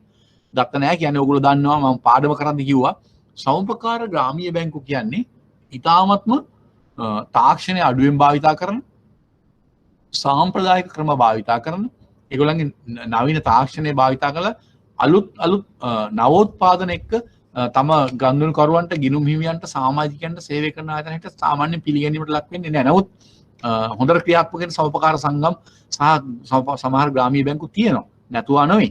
නමුත් සමස්තයක් වශයෙන් ගත්තම සමුපකාර ග්‍රාමීය බැංකු තවදුරටත් දියුණු විය යුතුයි. තාක්ෂණික අංශයෙන්, ඔවුන්ගේ මූල්‍ය පහසුකම් අංශයෙන්, ඔවුන්ගේ නියාමන අංශයෙන්, ඔවුන්ගේ ආයෝජන අංශයෙන්, ඔවුන්ගේ අලුත් මූල්‍ය නිමවුම සේවාවන් සම්බන්ධයෙන් තරගකාරීව මූල්‍ය වෙළඳපොලේ තව සංවර්ධනය විය යුතු අංශයක් හැටියට තමයි ග්‍රාමීය බැංකු අංශය අපි හඳුනගන්නේ. ඒක හඳුනගන්න හොඳ ලක්ෂණයක් තමයි මෙන්න මේ සටහන. මේ ඉන්ඩිකේෂන් එක. ඔබ පේනවා ඒගොල්ලන්ගේ තොරතුරු දත්ත නොමැතිකම. ඒ කියන්නේ එහෙම දත්ත එකතු කරලා දෙන්නත් ඒගොල්ලන්ට සමහරවිට අමාරුකමක් ප්‍රායෝගික අපහසුතාවයක් ඇති. ඒක තමයි ඔකෙන් පෙන්නන්නේ. ඔයගොල්ලෝ ඒක තේරුම් ගන්න අවශ්‍යයි. ඊළඟට අයන්න. ඊළඟ එක තමයි බලන්න ඕන. මොකද බැංකුවල ප්‍රාථමික අලෙවිකාර ඒකක බලපත්ලාභී වාණිජ්‍ය බැංකුව යටතේ වාර්තා වන බැවින් බැංකුවල ප්‍රාථමික අලෙවිකාර ඒකක බලපත්ලාභී වාණිජ්‍ය බැංකුව යටතේ වාර්තා වන බැවින් එම ඒකකවල වත්කම් සහ එන්ටර්ප්‍රයිස් සිකියුරිටිස් PLC සමාගමේ වත්කම් ඇතුළත් කර නොමැත. ඒ කියන්නේ මේ කියන්නේ මේ ඇන්න කියලා දාලා තියෙනවා ඇති. ඇන්න. බලමු අපි ටේබල් එකට ගිහිල්ලා. ඇන්න. ඇයන් සමන් ඇයන්. ඔය තියෙන්නේ ප්‍රාථමික අලෙවිකරුවන් කියලා ඒ දාලා තියෙන එක ඇතුලේ තියෙන එකක් ගැන තමයි ඒ ෆුට් නෝට් එක තියෙන්නේ. දැන් ඔයගොල්ලෝ දන්නවා මට එතන යම් දෙයක් ඔයගොල්ලන්ට කියන්න ඕන බැංකුවල ප්‍රාථමික අලෙවිකාර ඒකක. දැන් ඔය ප්‍රාථමික අලෙවිකරුවන් යම් ප්‍රමාණයක් ඉන්නවා. අපි මේ පාඩම කතා කළා. ඒතර ඒ අතර බැංකුත් ඉන්නවා. වාණිජ්‍ය බැංකුත් මේ ප්‍රාථමික අලෙවිකාරය ප්‍රයිමරි ඩීලර්ස් ලයිසන් එක ගන්න ඒගොල්ලෝ ප්‍රයිමරි ඩීලර්ස් හැටියට වැඩ කරනවා. අන්න ඒගොල්ලන්ගේ ඒවත් මේක ඇතුළත් වෙනවා කියලා තමයි කියන්නේ. සහ එන්ටර්ප්‍රයිස් සිකියුරිටිස් PLC සමාගමේ වත්කම් ඇතුළත් කරනවා මත. ඒ කියන්නේ ඒකට මේ ඒකට ඒගොල්ලන්ගේ නැතුව හදලා තියෙන්නේ දත්ත. ඒකයි. ඊළඟට ඉයන් ආයෝජන කළමනාකරන ඉන්වෙස්ට්මන්ට් මැනේජර්ස් ආන්තික සැපයුම්කරුවන් මාජින් ප්‍රොවයිඩර්ස් අපි මේ පාඩම් කතා කරන්න නියමිතයි. ප්‍රාරක්ෂකයන් ඒගොල්ලෝ ගැන ඉස්සරහට කතා කරනවා. ශ්‍රේණිගත කිරීමේ ආයතන ඒ කියන්නේ ක්‍රෙඩිට් රේටින් ඉන්ස්ටිටියුෂන් ඇතුළත් වේ. කියන්නේ ඉයන්න කියන අයිටම ඇතුළේ ඔක්කොම ඇතුළත් වෙනවා. ඉයන්න කියන එක බලමු මේ තියෙන්නේ වෙළඳපොළ අතරමැදියන්. දැක්කනේ වෙළඳපොළ අතරමැදියන් ඉයන්න කියන සටහනෙන් පෙන්නනවා මෙතන සංඛ්‍යාත්මක දාලා තිනවා යම් ප්‍රමාණයක් percentage එකක් 0.1 ලාගෙන. මට ඕන මේ සංඛ්‍යාවලටත් වඩා මේ වගේ සංයුතිය මේ වෙළඳපොළ අතරමැදියන් ඇතුළේ ඉන්නේ කවුද? ඕන්ගේ සැකැස්ම කොහොමද කියන ආදී කාරණා මට ඔයගලන්ට කියලා දෙන්න අවශ්‍යයි. ඒක තමයි මම මේක උත්සාහ කරන්නේ. නැත්නම් වෙළඳපොළ අතරමැදියන්. ඒ කියන්නේ මාකට් ඒගොල්ලන්ට අපි කියන මාකට් ඉන්ටර්මීඩියරිස්. වෙළඳපොළ අතරමැදියන්. මෙන්න මේගොල්ලෝ කවුද කියලා මෙතන තියෙනවා. ඊ කියන එක. මේදී ආයෝජන කළමනාකරුවන්. ඉන්වෙස්ට්මන්ට් මැනේජර්ස් අපි ඒගොල්ලෝ ගැන කතා කරනවා. ආන්තික සැපයුම්කරුවන් මාජින් ප්‍රොවයිඩර්ස් අපි ඒගොල්ලෝ ගැනත් කතා කරනවා. ප්‍රාරක්ෂකයන් අන්ඩර්රයිටර්ස් මම ටිකක් සමහර තැන්වල කතා කරා අපි ඉදිරියේ කතා කරනවා. සහ ණය ශ්‍රේණිගත කිරීමේ ආයතන ක්‍රෙඩිට් රේටින් ඉන්ස්ටිටියුෂන් ඒගොල්ලෝ ගැනත් අපි කතා කරනවා. මෙන්න මේ කණ්ඩායම තමයි වැටෙන්නේ. මොකද වෙළඳපොළ අතරමැදියන් මාකට් ඉන්ටර්මීඩියරිස් රයිට් ඒගොල්ලන්ට පොදුවේ හඳුන්වන නමයි වෙළඳපොළ අතරමැදියන්. එතකොට එක පැත්තෙන් ඒගොල්ලන්ට කියනවා වෙළඳපොළ අතරමැදියන් අනිත් පැත්තෙන් අපි කියනවා මූල්‍ය අතරමැදියන්. මම ඒගොල්ලෝ ගැන දැන්ටමත් කියලා තියෙනවා. මූල්‍ය අතරමැදියන්. ඒකට කියනවා ෆයිනෑන්ෂල් ඉන්ටර්මීඩියරිස්. මූල්‍ය අතරමැදියන්. මේ අයට කියනවා වෙළඳපොළ අතරමැදියන්. ඒ කියන්නේ මාකට් ඉන්ටර්මීඩියරිස්. එතකොට ඒක වෙනසක් තියෙනවා. ඒ දෙක ඒ කණ්ඩායම් දෙකක්. ඒ කියන්නේ කැටගරිස් දෙකක්. මූල්‍ය අතරමැදි කරුවන් වෙළඳපොළ අතරමැදි කරන ෆයිනෑන්ෂල් ඉන්ටර්මීඩියරිස් මාකට් ඉන්ටර්. ඒ වගේ තැන් වලින් සමහර ප්‍රශ්න අහලා තිබුණා මම දැක්කා. ඒ නිසා ඒව ගැන හොඳ අවබෝධයක් ඕගොල්ලන්ට තියෙන්න අවශ්‍යයි. එතකොට අපි දැන්ටම දන්නවා මොකද්ද ක්‍රෙඩිට් රේටින් ගැන අහන්නේ පොඩ්ඩක් ඉන්න. පොඩ්ඩක් මම ඒක ප්‍රශ්නේ කියව ගන්නවා හරියට. මොකද්ද කියන්නේ ක්‍රෙඩිට් රේටින් ඉන්ස්ටිටියුෂන්ස් ක්‍රිබ් හඳුන්වන්න පුළුවන් නෑ. ක්‍රිබ් ණය තොරතුරු කාර්යාංශයනේ. ඒක වෙනයි. ණය තොරතුරු කාර්යාංශය මෙතන ළමෙක් අහනවා ක්‍රෙඩිට් රේටින් ඉන්ස්ටිටියුෂන් එකද එක්සැම්පල් ක්‍රිබ් හඳුන්වන්න පුළුවන්ද කියලා නෑ. ඒක දෙකක්. ඒක කන්ෆියුස් වෙන්න එපා. අපි ඒක උගන්වනවා කලබල වෙන්න එපා. ඔයගොල්ලෝ දැනුම මම ක්ලියර් කරන්නම්. බය වෙන්න එපා. ක්‍රෙඩිට් රේටින් ඉන්ස්ටිටියුෂන් කියන්නේ ණය ශ්‍රේණිගත කිරීමේ ආයතන. ජාතික වශයෙන්ත් තියෙනවා ජාත්‍යන්තර වශයෙන්ත් තියෙනවා. අපි ලංකාවේ ශ්‍රේණිගත කිරීම වලට පාවිච්චි කරන ආයතන කීපයක් තියෙනවා ජාත්‍යන්තර ආයතන. ෆිච් කියනවා ඒ වගේ නොයෙක් ආයතන තියෙනවා. අපි ඒ පාඩම් තියෙනවා අපි කතා කරනවා. ක්‍රිබ් එක කියන්නේ ණය තොරතුරු කාර්යාංශ. ඒක වෙනම රෝල් එකක් කරනවා. ඒවා අපි වෙනම කතා කරනවා. වෙනම කතා කරන කලබල වෙන්න එපා. රයිට්? මම දැන් කියාගෙන ආවේ මූල්‍ය අතරමැදිකරුවන් සහ වෙළඳපොළ අතරමැදිකරුවන් කියන දෙක සංසන්දනය කරමින් ඉන්නේ මම. එතකොට ෆයිනෑන්ෂල් ඉන්ටර්මීඩියරිස් කිව්වම අපි දන්නවා බැංකු. බැංකුව වල කරන්නේ මූල්‍ය අතරමැදි කරන්නේ. ෆයිනෑන්ෂල් ඉන්ටර්මීඩියේෂන් මම ඔයගලන්ට ඒක මොකක්ද ඒ concept එක මොකක්ද කියලා මම උගන්වලා දෙනවා. මූල්‍ය අතරමැදි කරන. රයිට්? මූල්‍ය අතරමැදි කරන. ඒ කියන්නේ මොකද්ද? ඔයගොල්ලෝ දැන්ටම උගන්වලා තිනවා ඉගෙනගෙන තියෙනවා. වෙළඳපොලේ සමාජයේ අතිරික්ත මුදල් තියෙන අයගෙන් එම අරමුදල් තැන්පත් හැටියට ලබා. ඒවා සාමාන්‍ය ඉතිරි කිරීම වෙන්න පුළුවන්. කාලීන තැන්පතු වෙන්න පුළුවන්. පැවරීම හැකි තැන්පතු සහතික වෙන්න පුළුවන්. ආදී වශයෙන් විවිධ වූ ආකාරයේ නිමවුම් මගින් තැන්පත් හැටියට ලබා ගන්න අරමුදල් අවශ්‍ය වෙන පාර්ශවයන්ට ණය හැටියට අත්තිකාරම් හැටියට ඒක ලීසින් වෙන්න පුළුවන්. ඒක හවුසින් ලෝන් එකක් වෙන්න පුළුවන්. ඒක පර්සනල් ලෝන් එකක් වෙන්න පුළුවන්. ඒක රන් උකස් ණය සේවාවක් වෙන්න පුළුවන්. ආදී වශයෙන් අරමුදල් අවශ්‍ය වෙන පාර්ශවයන්ට එම ලබා ගන්න අරමුදල් කිසියම් ආකාරයක පොලියකට ලබා දීම. අධිමිලකට ලබා දීම. එතකොට ඒක වෙන්නේ මොකද්ද? මූල්‍ය අතරමැදිකරණය. එතකොට ඒ වගේ ක්‍රියා කරන ආයතනට අපි කියනවා මූල්‍ය අතරමැදි කරන ආයතන. එතකොට මොනවද මේ මූල්‍ය අතරමැදි කරන? බැංකු, වාණිජ්‍ය බැංකු, විශේෂ බැංකු, මුදල් සමාගම් ආදී වශයෙන් ඒවා මූල්‍ය අතරමැදි කරන ආයතන. අපිට කල්බත් සමාගමුත් කියන්න පුළුවන්. මොකද ඒගොල්ලෝ තැන්පත් නොගත්තත් ඒගොල්ලෝ වෙනත් මාර්ග වලින් වෙළඳපොලෙන් අර මුදල් සම්පාදනය කරනවා. එතන ණය අවශ්‍යයි ණය ලබා. එතකොට මේවා අර මුදල් හෝමාරු වෙන අතිරික්ත අරමුදල් ලබාගෙන ණය ලබන මූල්‍ය අතරමැදි කරන ආයතන. ඒක අපි කියන ෆයිනෑන්ෂල් ඉන්ටර්මීඩියට්ස්. දැන් මෙතන මේ අපේ සටහනේ තියෙන්නේ වෙළඳපොළ අතරමැදියන් මාකට් ඉන්ටර්මීඩියට්ස්. මාකට් ඉන්ටර්මීඩියට්ස් කියවම මාකට් ඉන්ටර්මීඩියට්ස් කියන්නේ අර මම අපි දැන් හඳුන්වපු ආයතන. ආයෝජන කළමනාකරුවන්, ආන්තික සැපයුම් කරුවන්, ඒ වගේ ක්‍රෙඩිට් රේටින් ඉන්ස්ටිටියුෂන්ස් ආදී වශයෙන් ඒ කණ්ඩායම තමයි වැටෙන්නේ වෙළඳපොළ අතරමැදියන්. ඔවුන් කරන්නේ වෙළඳපොලේ කොටස් වෙළඳපොලේ ප්‍රාග්ධන වෙළඳපොලේ අතරමැදි කරන ක්‍රියාවලියට හවුල් වෙනවා. කොටස් විකුණන්නන් හා මිලදී ගන්නන් අතර ගනුදෙනු පහසු කරන්න ඒ අවශ්‍ය ක්‍රියාවලියට නොඑක් ආකාරයෙන් සම්බන්ධ. ඒ කොහොමද සම්බන්ධ වෙන්නේ කියන පාඩමේදී අපි සාකච්ඡා කරනවා. ඒ පාඩම අපි කරලා නැහැ තාම. ඉදිරි කාලේ අපි කරනවා. මම ඒ ටික ක්ලියර් ඇති. මට කියන්න ඕන ඒකයි. ඒ ටික මට පැහැදිලි කරන්න ඕන මේ පාඩම හරහා, රයිට්? එතකොට ඒ කියන්නේ ඒ කට්ටිය තමයි වැටෙන්නේ කවුද? වෙළඳපොළ අතරමැදියන්. ඊළඟට E ඒක අපි දැන් බලමු. අපි E කියන එකේ පෙන්වුවා ටේබල් එකේ E කියන එක පෙන්වුවා. ඊළඟට E ඊට පස්සේ E කියලා සංකේතයක් දාලා තියෙනවා. E කියලා. මේ තියෙන්නේ අනුමත විශ්‍රාම සහ අර්ථසාධක අරමුදල්. කියන්නේ අනුමත විශ්‍රාම සහ අර්ථසාධක අරමුදල් කොටසක් තියෙනවා. බලමු මොකද්ද මේ ෆුට් නෝට් එකේ කියන්නේ කියලා. E කියන එක. දත්ත නොමැතිකම හේතුවෙන් අනුමත විශ්‍රාම සහ අර්ථසාධක අරමුදල් වල 2019 වසර සඳහා වත්කම් පදනම පෙර වසරේ වත්කම් පදනමට සමාන ලෙස ගන්නවා. ඒ කියන්නේ පෙර වර්ෂයේ ඒක දත්ත නොමැතිකම හේතුවෙන් මහ බැංකුවට ලබා දෙන දත්ත ඒගොල්ලෝ ලැබී යාම හේතුවෙන් පෙර වසරේ එක පදනම හැට අරගෙන ඒගොල්ලෝ අරන් තිනවා 19. බලමු අපි මොකද්ද E කියන එකේ ටේබල් එකට යන්කෝ අපි. මේ තියෙන්නේ අනුමත විශ්‍රාම සහ අර්ථසාධක අරමුදල්. ඔය 149.1යි percentage එක 0.8යි ආයි 2019 අර 2018 149.1යි 0.7යි. එතකොට ඒක පොඩ්ඩක් percentage එක අඩු වෙන්න හේතුව ඒකේ අර 0.8 තියෙන්නේ කලින් වර්ෂ 18. 19 දී percentage එක අඩු වෙන්නේ අනික් පත්කම් වල ඉහළ යාමක් නිසා මේක සාපේක්ෂව 15% ගන්නවා වෙන්න පුළුවන්. අරමුදල්. එතකොට ඒකේ මොකද්ද කියන්නේ? එතන අපි ඉගෙන ගන්න ඕන දේ මොකද්ද? එතන අපි ඉගෙන ගන්න ඕන දේ අනුමත විශ්‍රාම සහ අර්ථසාධක අරමුදල් තියෙනවා. අපි මේ පාඩම කළා නෑ තාම. අපි දන්නවා ලංකාවේ ප්‍රධාන විශ්‍රාම අරමුදල සේවක අර්ථසාධක අරමුදල. ඊළඟට ලොකුම එක සේවා නියුක්තියන්ගේ බාර අරමුදල. මේ දෙක අරුණම කම්කරු කොමසාරිස් ජෙනරාල් වරයා විසින් යම් යම් පෞද්ගලික හා රාජ්‍ය ආයතන වලට වෙනම අවසර දීලා තියෙනවා ඔවුන්ගේ විශ්‍රාම අරමුදල් වෙන වෙනම පවත්වාගෙන යන්න. උදාහරණයක්.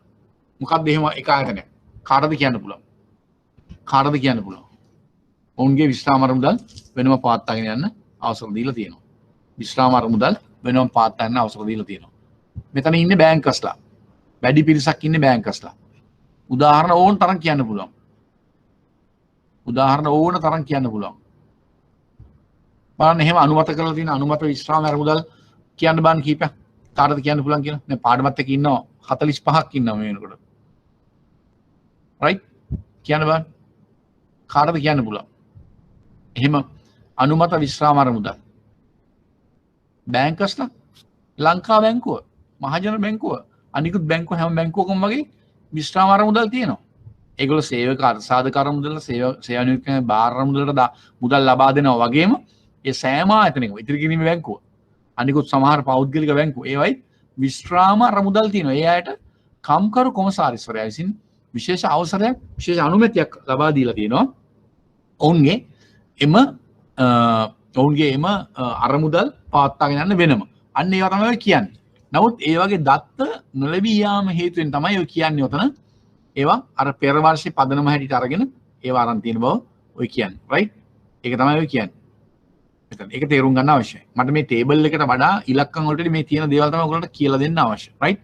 එතන ඒක අපි කතා කරා. වම් අත පැත්ත කතා කරා යට පැත්ත. රයිට්? දකුණු අත පැත්තේ තියෙන ඒ මොනවද මේ මූලයන් වලට අයිති ආතන අපි දැන් අපි ටේබල් එක බලමු. දැන් මෙතන බැලුවම එකතුව පේනවා.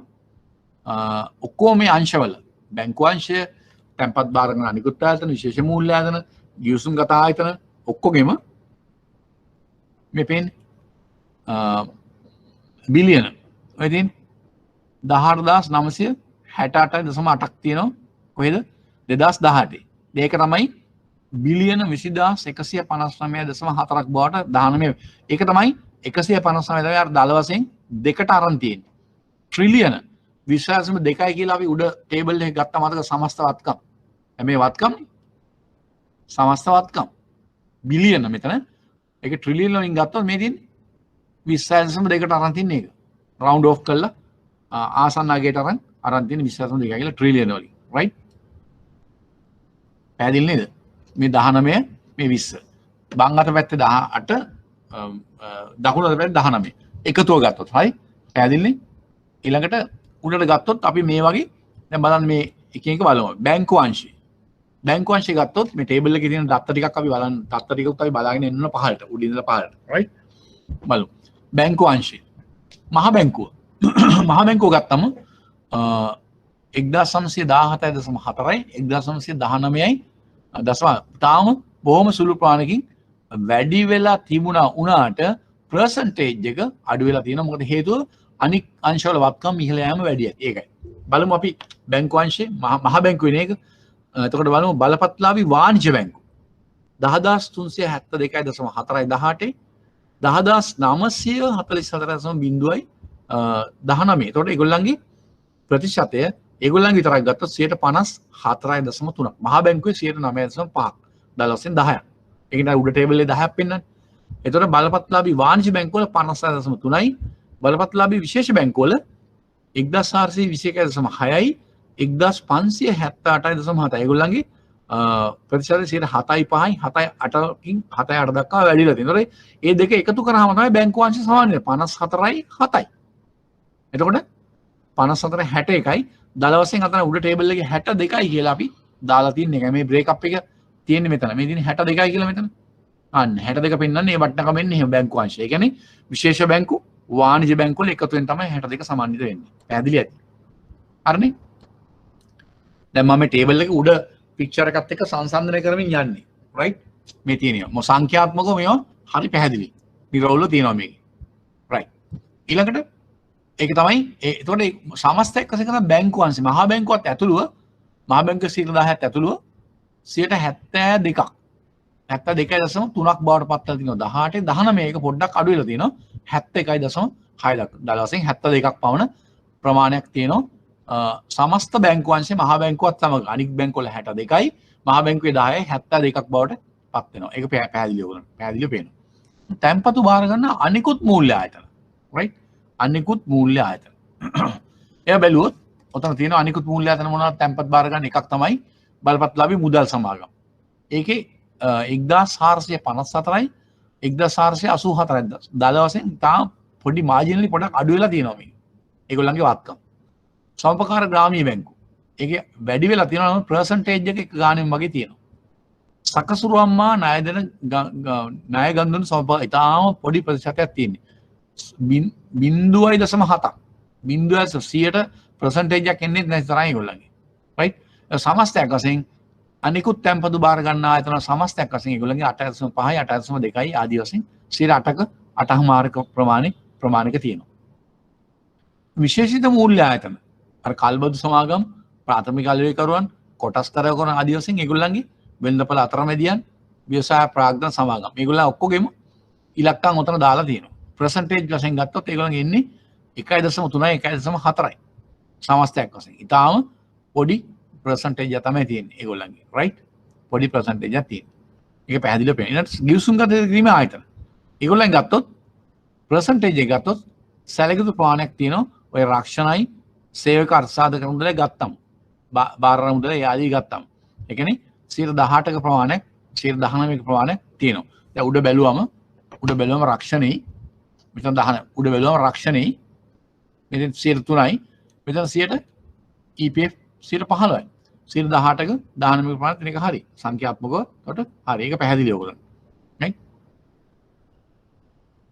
ඒ විදිහට තියෙනවා. මම එතකොට උත්සාහ කරේ මෙන්න මේ කාරණා ටික ඔයගොල්ලන්ට මෙතනින් පැහැදිලි කරන්න. දැන් මේ කාරණා පිළිබඳ මේ ඉලක්කම් පිළිබඳ කවුරුත් කලබල වෙන්න එපා. ඉලක්කම් කටපාඩම් කරන්න ඉලක්කම් අහන්නේ නැහැ කාගෙන්. නමුත් යම් ආකාරයකට යම් විදියකින් මොනවා හරි ක්‍රමයකට ඔයගොල්ලන්ගේ මතක ශක්තිය ඔයගොල්ලන්ගේ මතක තබා ගැනීමේ හැකියාව අනුව මේ ඉලක්කම් යම් ආකාරයකට මතක තබා ගැනීමේ හැකියාවක් තියෙන යම් කෙනෙකුට ඒක අපි බැහැර කරන්නේ නැහැ. එහෙම අයට යම් උත්තරයක් ලියද්දි උත්තරයක් ගොඩනගද්දි පොඩ්ඩක් සංඛ්‍යාත්මකවත් පර්සන්ටේජ් ගත් අනුතරමේ මේ 100 ගානින්වත් යම් උත්තරයකට අතුලත් කරන්න පුළුවන් නම් යම් කරුණක් ඒක වැදගත් වෙන්න පුළුවන්. ඒක මම බැහැර කරන්නේ නැහැ. නමුත් කවුරුත් මේ ඉලක්කම් ගැන කලබල නැහැ. මට කියන්න අවශ්‍ය උනේ මෙන්න මේ පික්චර් එකයි යට ටේබල් එකයි හරහා සමස්ත මූල්‍යාංශයේ වත්කම් බෙදී යාම සහ ඒ වගේ ඒ ආයතන වලට හිමි පංගුව කොහොමද? ඔවුන්ගේ හැඩරුව කොහොමද? ඔවුන්ගේ සැකැස්ම කොහොමද? ඔවුන් අදාළ වන ආයතන මොනවද සහ ඔවුන්ගේ ක්‍රියාකාරකම් වලට දායක වෙන්නේ ඔවුන් මේ මූල්‍යාංශයේ වත්කම් වල දායක වෙන්නේ කොහොමද කියන එක මට කියන්න උත්සාහ කරන ඕනකම තිබුණේ. right. මම හිතන්නේ මේ ටික ඔයගලන්ට පැහැදිලි ඇති. මම කතා කරන්න උත්සාහ කරේ පැහැදිලි ඇති කියලා මම හිතනවා. ක්ලියර් නේද? ක්ලියර් නේද?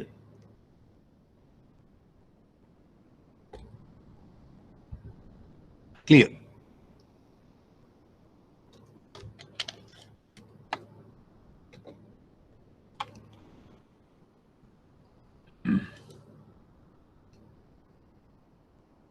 clear right okay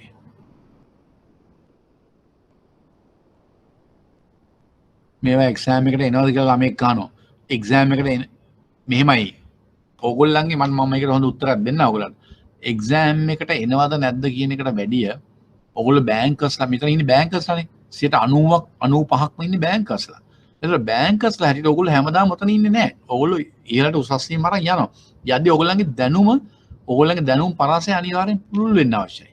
ඔයගොල්ලෝ එක තැන ඉන්න අවශ්‍ය නැහැ. ඒකට විභාගයේ ලියලා සහතිකය ගන්න පුළුවන් ඕන කෙනෙකුට. සහතිකය අරගෙන ෆයිල් එකේ දාන්න පුළුවන් ඉන්ටර්විව් එකට ඉදිරිපත් කරන ප්‍රොමෝෂන් උත් හම්බෙන්නේ. නමුත් බැංක කෙනෙක් හැට ඔයගොල්ලෝ ඉහළට යද්දී ඔයගොල්ලන්ට තියෙන වගකීම් ප්‍රමාණය වැඩි. ඔයගොල්ලන්ට මේ ගැටෙන්න තියෙන ප්‍රශ්න ප්‍රමාණය වැඩි. ඔයගොල්ලන්ට හමු වෙන සාමාන්‍ය මහජනතාව වෙන්න පුළුවන්. ඔයගොල්ලෝ ගන්දුණු කරන ප්‍රමාණය වැඩි. ඒගොල්ලෝ එක්ක ප්‍රශ්න සාකච්ඡා කරද්දී ඒගොල්ලෝ එක්ක ගැටලු නිරාකරණය කරද්දී ඔයගොල්ලන්ට මේ දැනුම අනිවාර්යෙන් අවශ්‍යයි. මේවා විභාගෙට නේනවා කියන්නේ නැහැ. විභාගෙටත් එනවා. විභාගෙට එන්නේ මේ ඉලක්කම් අහන්නේ නැහැ. නමුත් යම් ආකාරයකට මේවා උපයෝගී කරගෙන ඔයගොල්ලන්ට යම් ආකාරයකට උත්තර ගොඩනගන්න යම් දැනුමක් නිකං දැනුමක් නෙමෙයි මම පරිපූර්ණ දැනුමක් ලබා දෙන්න ඕගොල්ලන්ට. තේරුණාද?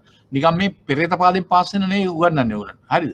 ලකුණු 45 කරන් නිකන් පෙරේත පාදෙන් පාස් වෙනවා කියන්නේ එහෙම උගන්වන්නේ නැහැ මම හරියට දැනුම අවශ්‍ය පුළුවන් ප්‍රමාණය උපරිම දෙනවා. ඒක ඉදිරිපත් කිරීම, ඒක ධාරණය කර ගැනීම, ඒක ලබා ගැනීම ඕගොල්ලන්ගේ වැඩක්. It's up to you. මගේ ජොබ් එක මම ඔයගොල්ලන්ට කියලා දෙන එක, right? හරි? විභාගෙට එනවද අහන එක එච්චර මේ එහෙම එකක් හිතන්න එපා. මේවා හැම එකක්ම ඔයගොල්ලෝ දැනගන්න අවශ්‍යයි. ඔයගොල්ලෝ බැංකර්ස්ලා. අනික ප්‍රොෆෙෂනල් බැංකර්ස්ලා. ඔයගොල්ලෝ මේවා දැනගන්න ඕන. ඔයගොල්ලෝ මේවා සාකච්ඡා කරන්න ඔයගොල්ලෝ මේවා අනිවාර්යෙන් අවශ්‍ය වෙනවා. මේවා අනික මේ අවුරුද්දේ විභාගෙට ඉන්නේ මෙතනින් නතර කරන්න බෑ. හැම අවුරුද්දේම මහ බැංකුව වාර්ෂික වාර්තාව රිෆර් කරන්න ඕගොල්ලෝ. මහ බැංකුව ප්‍රකාශන කියවන්න ඕන. මහ බැංකුවේ අනිත් ස්ටේට්මන්ට් බලන්න ඕන. අනිත් මූල්‍ය ආයතනවල සංග්‍රහවල් වෙන්න පුළුවන්. වෙනත් තොරතුරු වෙන්න පුළුවන්. ලෝකේ මූල්‍ය තොරතුරු වෙන්න පුළුවන්. ඒවා හැම එකම ඔයගොල්ලෝ බලන්න ඕන. ඔයගොල්ලෝ කියවන්න ඕන. ඔයගොල්ලෝ මේ ගැන විජිලන්ට් ඉන්න ඕන. එහෙමයි ප්‍රොෆෙෂනල් බැංකර්ස්ලා. රයිට් ඔයගොල්ලෝ උතන ඉන්නේ නැහැ නේද? ඔයගොල්ලෝ තමයි ආයතනවල GM ලා වෙන්නේ, CEO ලා වෙන්නේ, MD ලා වෙන්නේ අනාගතේ. එහෙම වෙන්න ඔයගොල්ලෝ මේ ආකාරයට මේ දැනුම ලබාගෙන ක්‍රමක්‍රමයෙන් ඉස්සරහට යන්න. ඉස්සරහට යද්දී ඔයගොල්ලන්ට මේ ලබා ගන්න දැනුම අපත යන්නේ නැහැ. ඒකයි මට කියන්න තියෙන්නේ. මේ ලබා ගන්න දැනුම අපත යන්නේ. ඒක තමයි අපි ඔයගොල්ලන්ට මේ විදිහට මේක හුරු කරන්නේ. රයිට්? හරි.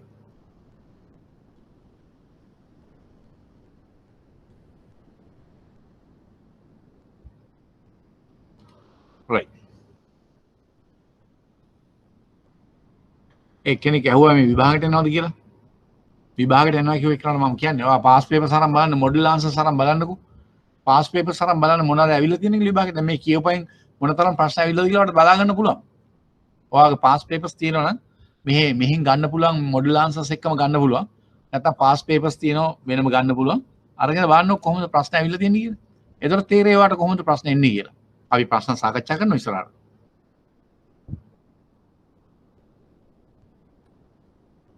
right අපි ඊළඟට යමු.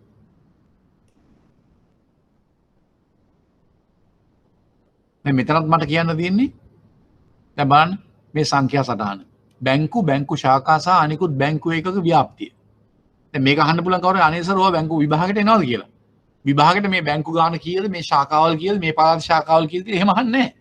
නමුත් මේව හරහා යම් අදහසක් ඕගොල්ලන්ට දෙන්න අවශ්‍යයි මට. ඒකයි මම මහන්සි වෙලා මේවා මේ ලේස්ති කරන්න කියලා ඔෆිස් එකට මේවා වෙනම ඕගොල්ලන්ට ඒවලා මමත් මේවා රිෆර් කරලා සෙන්ට්‍රල් බැංක් රිපෝට් එක රිෆර් කරලා මේක ඔෆිස් එකත් එක්ක කතා කරලා මේ කට්ටියට කියලා මේවා ලේස්ති කරලා වෙනම ඕගොල්ලන්ට ඒවලා මේ සාකච්ඡා කරන්න මේවා යම් වැදගත්කමක් තියෙනවා. මේවා හරහා යම් කරුණු කාරණා ඕගොල්ලොත් එක්ක සාකච්ඡා කරන්න ඕන.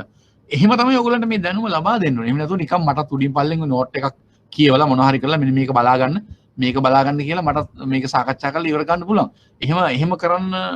එහෙම කළ යුතු නැහැ. ඔයගොල්ලෝ ප්‍රොෆෙෂනල් බැංකර්ස් ලයිට සම්පූර්ණ දැනුමක් එක්ක ඔයගොල්ලෝ ඉස්සරහට ඉදිරිපත් කරන්න ඕන නිසා තමයි අපි මේ විදිහට උත්සාහ කරන්නේ. අනිත් සර්ලත් එහෙම තමයි. හැමෝම උත්සාහ කරන්නේ මේ විදිහට හොඳම දැනුමක් හොඳටම ලබා දෙන්න.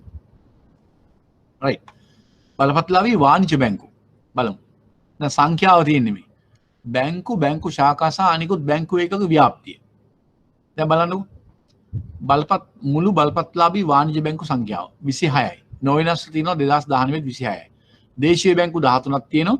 හරියට විදේශීය බැංකු 13ක් තියෙනවා 26ක් වශයෙන් තියෙනවා 2019 අවසාන වෙනකොට. රයිට්. විශ්ව තත්ත්වය අපි බලන්න ඕනේ 21 මේ හෙටනින්ද වාර්තා වෙනවා. ඒතකොට ඔයගොල්ලෝ විභාග ඉවර වෙන්න පුළුවන් සමහරකට.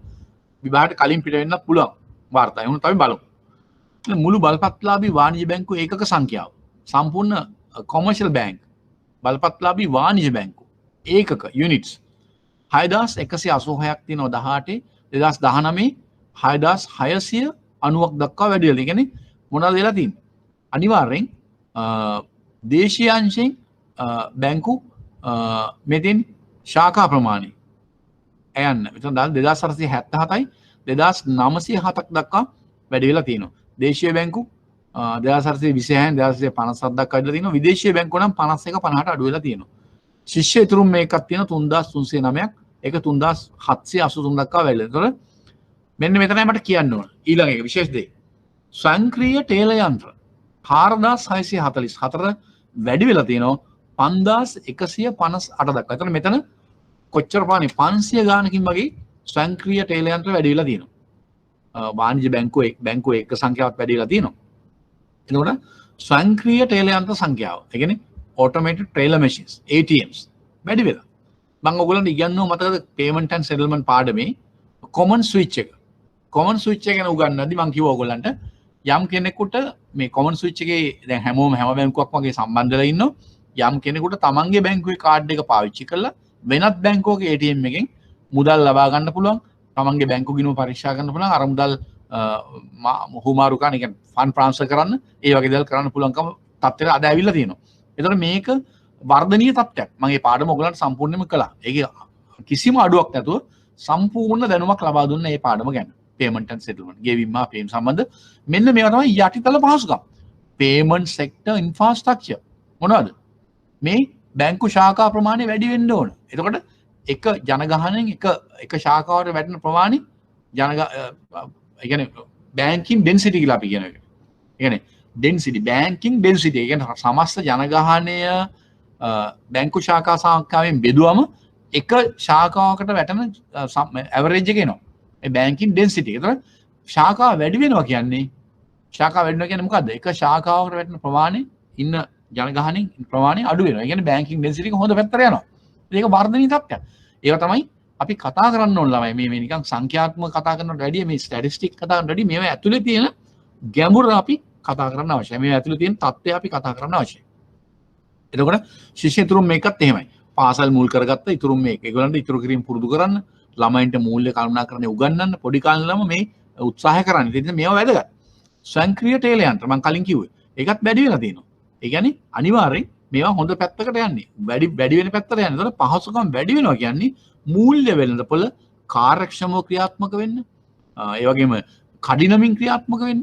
ඒ වගේම හොඳ මට්ටමින් ක්‍රියාත්මක වෙන්න සහ ඉක්මනින් මුදල් ගලාගෙන යාම සහ ආර්ථික ක්‍රියාකාරකම් වලට මේ තත්ත්වය හොඳයි. අන්න එහෙමයි මේවා ඒ හොඳ දේවල් අරගෙන ඔයගොල්ලෝ උත්තර වලට ගන්න ඕන. ඉතින් මේවා නිකන් බැහැර කරන්න බෑ ඕගොල්ලන්ට. ඒ කියන්නේ මම මේ උගන්වන්නේ මේවයි හොඳ තත්ත්වයන් තියෙන. දැන් බලන්න මේ සංඛ්‍යා දත්ත ගත්තම වර්ධනීය තත්ත්වයක් තියෙන්නේ.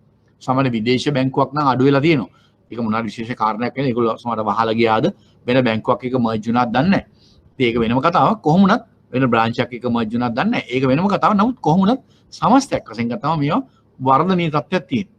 ඒ අපි කතා කරේ වාණිජ්‍ය බැංකු සංඛ්‍යාවයි වාණිජ්‍ය බැංකු ඒකක සංඛ්‍යාවයි ශාඛා. දැන් මේ කියන ඒවා කියන පිළිබඳව ඔයගොල්ලෝ අදහසක් කියනවා මම මොකද්ද මේ කියන්න උත්සාහ කරන්නේ කියලා.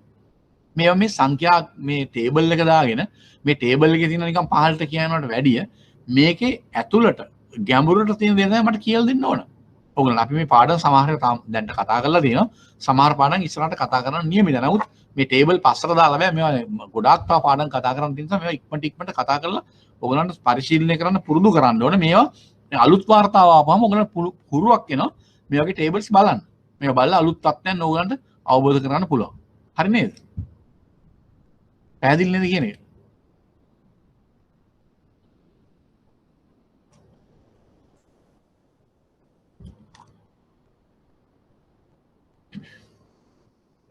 No response.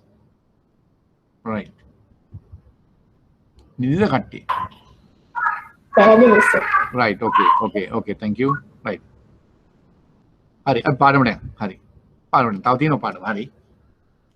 මේවා හෙමින් කතා කරන කලබලේ දුවන ගමන් කතා කරන්න බෑ. ඒක මම මේ පැහැදිලි කරන්නේ. ඊට පස්සේ අපි බලමු ඊළඟට අපි එතනට සංක්‍රීය ටේලයන් වලට ආවා. ඊට පස්සේ බලපත්ලාභී විශේෂ බැංකු.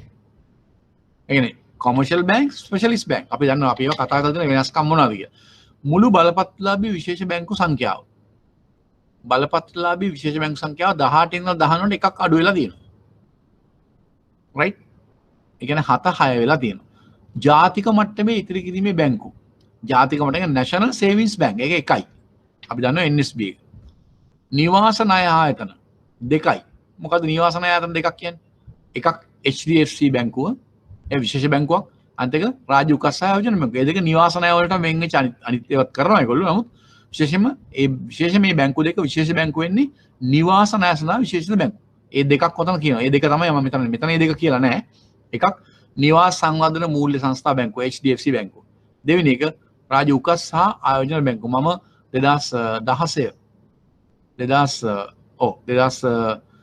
2016 ඉඳලා 2018 දක්වා වසර දෙකක් ඔය HDFC බැංකුවේ GMC හැටියට වැඩ කළා. සෙන්ට්‍රල් බැංක් ඉන්න ගමන් සෙකන්ඩ්මන්ට් එකක් ගිහිල්ලා වැඩ කළා. මම ආපහු සෙන්ට්‍රල් බැංක් ඇවිල්ලා තමයි රිටයර් වුණේ.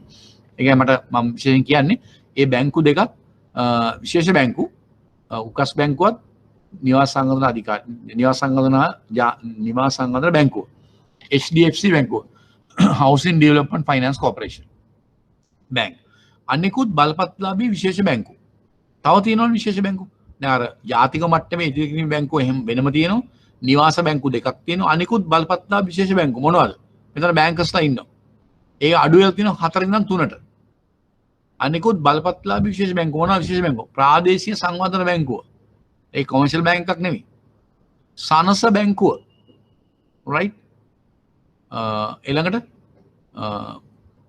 NDB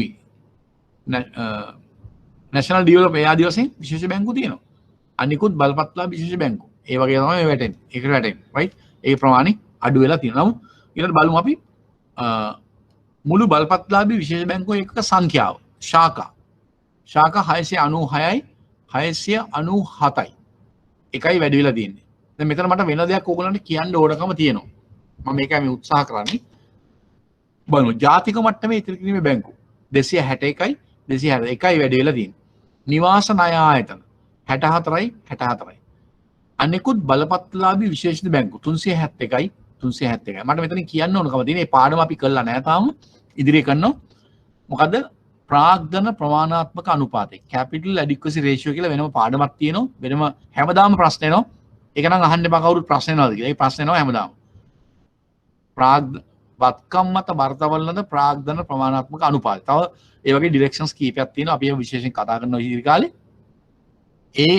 ඒ අනුව මේ විශේෂ බැංකු වලට මම දන්නවා මම HDFC බැංකුවේ හිටපු නිසා සහ උකස් බැංකුවෙත් මේ ප්‍රශ්නේ තියෙනවා ඉතිරි කිරීම බැංකුවේ තියෙනවා ප්‍රාග්ධනය දැන් බාසල් ප්‍රින්සිපල් කියලා තියෙනවා.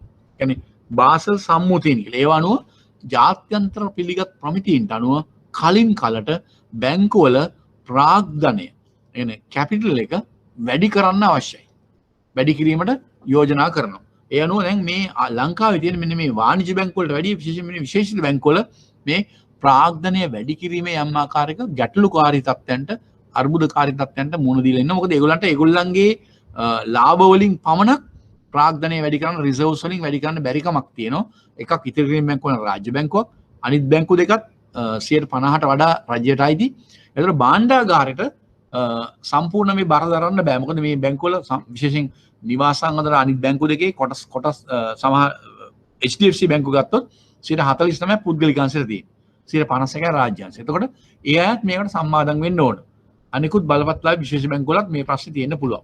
ඒ නිසා මෙන්න මේ තැන මේගොල්ලෝ හිර වෙලා ඉන්නවා. ඒ නිසා ඒගොල්ලන් ශාඛා ව්‍යාප්ත කිරීම, ශාඛා විවෘත කිරීම යම් ආකාරයකට සීමා වෙලා තියෙනවා. ඒක තමයි ඔය ටේබල් එකේ වැඩි ශාඛා වර්ධනයක් පෙන්වන්න නැති විශේෂ බැංකුවල. ඒ අදාළ පාඩම් කරද්දි මම ඒ තවදුරටත් මේ පැහැදිලි කිරීම ඔයගලන්ට කරන්නම්. ඇයි ඒගොල්ලන්ට ශාඛා විවෘත කරන් බිස්නස් ඉස්සරහට කරන්න බැරි වෙන්නේ කියලා ප්‍රාග්ධන ප්‍රමාණාත්මක අනුපාතය කියන පාඩම අපි කරද්දි මම තවදුරටත් පැහැදිලි කරලා දෙන්නම්. එතකොට ඒගොල්ලන්ගේ ස්වයංක්‍රීය ටෙල යන්ත්‍ර 376 413ක් දක්වා ඒකෙත් වර්ධනීය තත්ත්වයක් තියෙනවා. එතකොට මුළු බැංකු ශාඛා සහ අනිකුත් බැංකු ඒකක සංඛ්‍යාවත් 6882 ඉඳලා 7387 දක්වා වර්ධනය වෙලා තියෙනවා. ඒකේ වර්ධනීය තත්ත්වයක් තියෙනවා. මුළු බැංකු ශාඛා සහ අනිකුත් බැංකු ඒ කියන්නේ අරවත් එක්කම.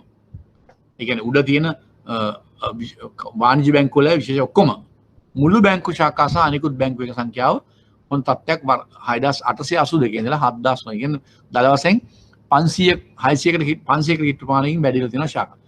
මුළු ස්වයංක්‍රීය ටෙල යන්ත්‍ර සංඛ්‍යාව ඒකත් 550කින් විතර වගේ වැඩි වෙලා තියෙනවා. දැන් මේකෙන් මම කියන්න උත්සාහ කරේ මේ මේගොල්ලන්ගේ මේ ටේබල් එක හරහා ඕගොල්ලෝ දැනගන්න ඕන බැංකු අංශයේ ඒ වගේම අනිකුත් මූල්‍ය අංශවල වත්කම් වැඩිවීම වගේම ශාඛා වලින් ටෙල යන්ත්‍ර වලින් අනිකුත් පහසුකම් වලින් ඒගොල්ලෝ ක්‍රමිකව ක්‍රමානුකූලව හෙමින් ඉස්සරහට යන බවක් වර්ධනීය තත්ත්වයක් වෙන්න බව මේ වගේ පේනවා. ඒක අපි දැනගෙන ඉන්න අවශ්‍යයි. ඒක තමයි මට ඔයගොල්ලන්ට කියන්න උත්සාහ කරන්න ඕනකම තිබුණේ. රයිට්? ඊළඟ ටේබල් එක. ටේබල් වැඩිවම තමයි බෝරින් දන්නවුත් මේවා අපි කතා කරන්න ඕනේ. මොකද මේවා පස්සට දාලා බෑ. අන්තිම මොහොතේ විභාග කිට්ටු කරලා උඩින් පල්ලෙන් ටේබල් මේක බලන්න කියලා ඔලුවට යන්නේ නැහැ. දැන් මේ අපි මේ කතා කරන ටේබල් වල සමහර පාඩම් අපි දැන්ටම කතා සුරක් උපත් පාඩම අපි කතා කරලා ඉවරයි. ඒතකොට ප්‍රාථමික අලෙවිකරුවන්ගේ රෝල් එක මොකද්ද? ඒ අපි ඔක්කොම කතා කරලා. එතකොට ඒව ගැන සංඛ්‍යාත්මකව තියෙන කොච්චර කොහොමද කින්දමද වත්කම් කොහොමද ආදී වශයෙන් තියෙනවා. බලපත්ලාභී මුදල් සමාගම්, කල්බදු සමාගම් ඒවා අපි කතා කරලා. රක්ෂණ සමාගම් කතා කරන්න තියෙනවා. ඒ වගේම විශ්‍රාම අරමුදල් කතා කරන්න දෙතර ඒවා කතා කරද්දී අපි තවදුරටත් අන්තිම සාකච්ඡා කරමු. රයිට්. ඒතකොට මේ ඒ වගේ මේ ටේබල් එකත් අපි බලමු.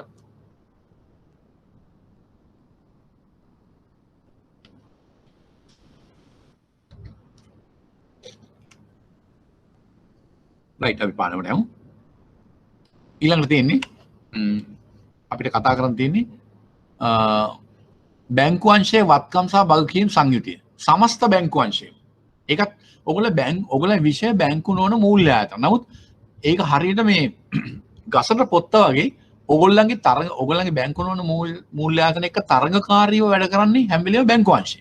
මම ඔයගොල්ලන්ගේ පාඩම් කරද්දී මුල්ම පාඩමක දවසක් සංසන්දනය කරලා පෙන්නුවා බැංකු අංශයේ කොහොමද බැංකු නොවන අංශයේ සංයුතිය කොහොමද මේ සකස්ම කොහොමද ඒගොල්ලන්ගේ වෙනස්කම් මොනවද ඒගොල්ලන්ගේ මූලික ලක්ෂණ මොනවද ඒගොල්ලෝ තරඟ කරන්නේ කොහොමද ඒ ආදී කාරණා මම ඔයාලට කියලා දීලා තියෙනවා මම හිතන්නේ පාඩම් වලට දිගටම ඉන්න ළමයින්ට මතකයි ඒ කියන්නේ බැංකු නොවන අංශයේ බැංකු අංශ සමග තරඟ කරන්නේ කොහොමද ඒක මොනවාද විශේෂ උපක්‍රම ඒගොල්ලන්ගේ විශේෂ උපාය උපක්‍රම මොනවද ඒ ආදී දේවල් මම ඔයාලට පැහැදිලි කරලා තියෙනවා ඒතර ඔයාලට ඒක නිසා ඒවා තේරුම් ගන්න අවශ්‍යයි ඒ නිසා තමයි බැංකු අංශයේ වත්කම් සහ වගකීම් විහිවත් මම ඔයාලට කතා කරන්න හිතුවේ මේ ටේබල් එකත් එක්ක right බලමු අපි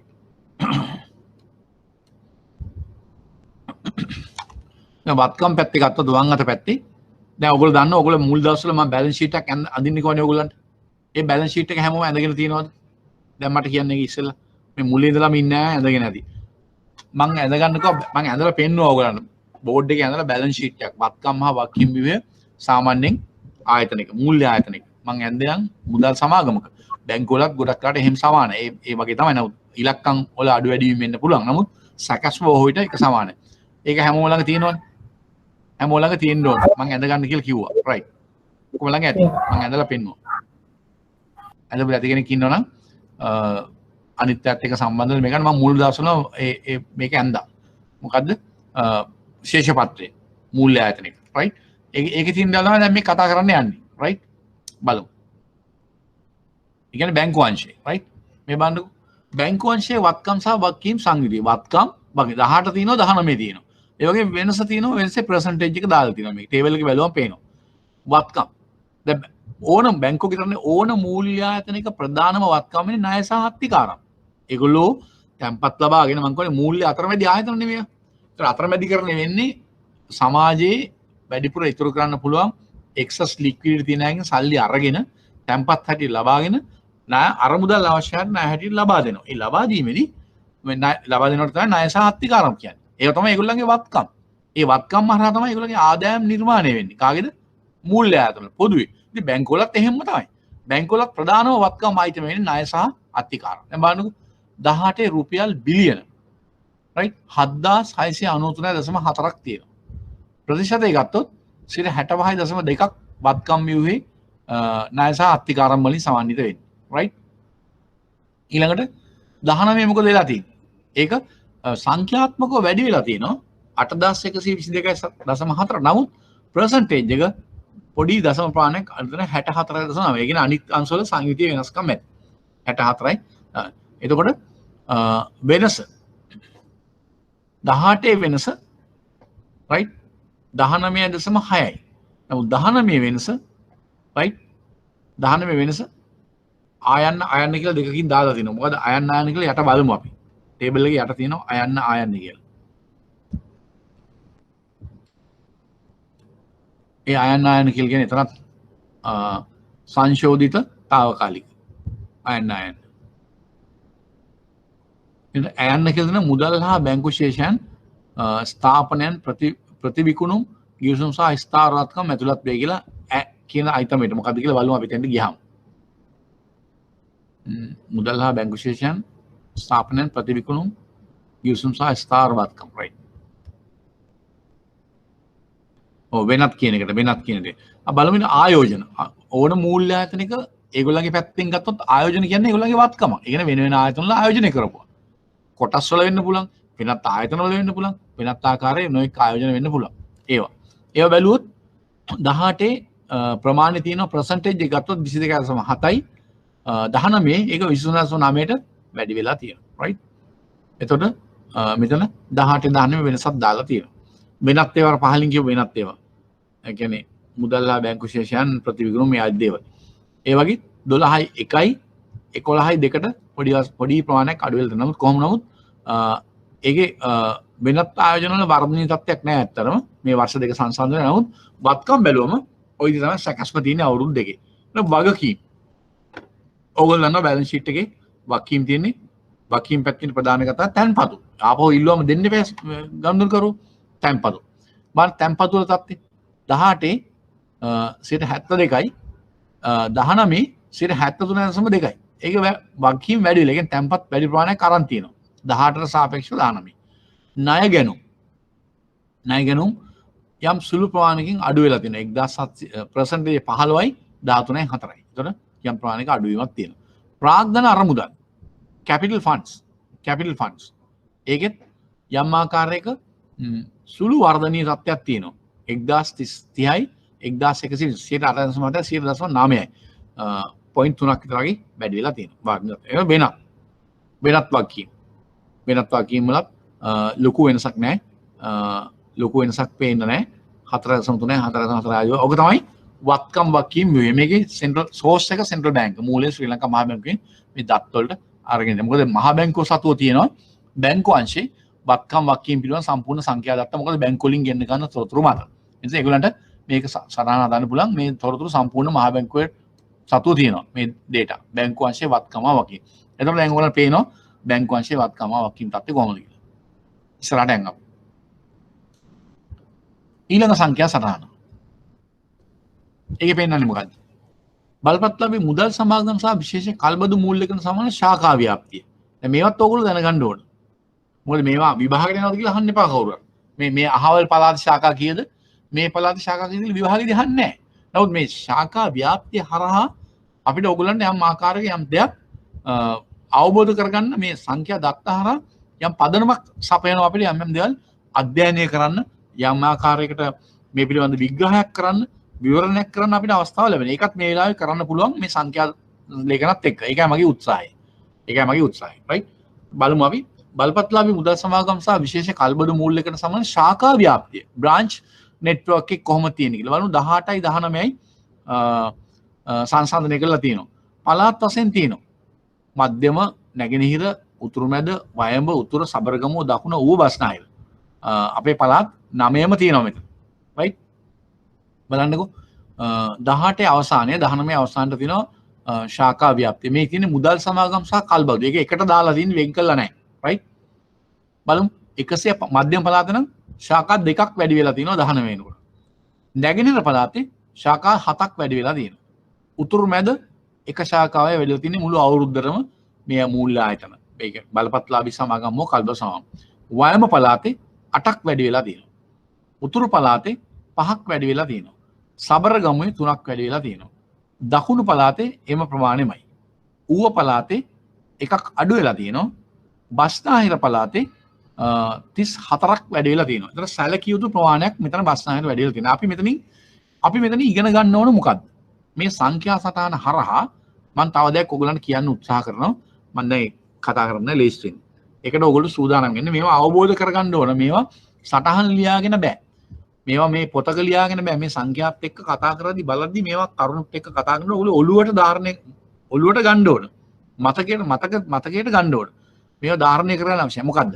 දැන් බලන්න මෙතන බස්නාහිර පළාත ගත්තම ලොකු ශාඛා ප්‍රමාණයක් 34ක වගේ ප්‍රමාණයක් වැඩි වෙලා තියෙනවා බස්නාහිර පළාතේ. ඒක අපි දන්නවා ලංකාවේ ජනගහනය ගත්තම බස්නාහිර පළාත කියන්නේ කොළඹ, කළුතර සහ ගම්පහ. මේ දිස්ත්‍රික්ක තුන. වැඩිම ජනගහනයක් ඉන්න දිස්ත්‍රික්ක තුන සහ ලංකාවේ ජනගහනය සෑහෙන කරනවා. ඒතකොට මේ අනුව ඒ ජනගහනය ප්‍රමාණය සහ ඒ තියෙන අවශ්‍යතාවය අනුව වැඩි ශාඛා ප්‍රමාණයකට මොකද මේ ශාඛා පිහිටවන්න බෑ හිතුමනාපේ මේ මුදල් සමාගම් වලට කල්බඩු සමාගම්. ඒකට අනිවාර්යෙන් මහ බැංකුවේ අවසරය ගන්නවා. ඒක අපි පාඩමක් තියෙනවා.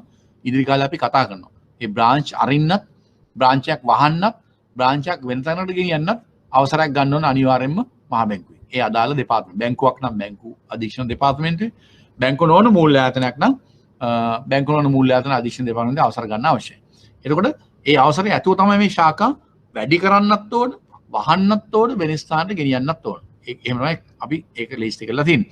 එතකොට ඒක ඒ විදිහට තමයි වෙන්නේ. එතකොට මේක බලන්න මේ බස්නාහිර පළාතේ විශාල ප්‍රමාණයක් ශාඛා වැඩි වෙලා තියෙනවා. වැඩි වෙන්න හේතුව ජනගහනය වැඩි වීම, ආර්ථික ක්‍රියාකාරකම් වල ස්වභාවය ප්‍රමාණය වැඩි.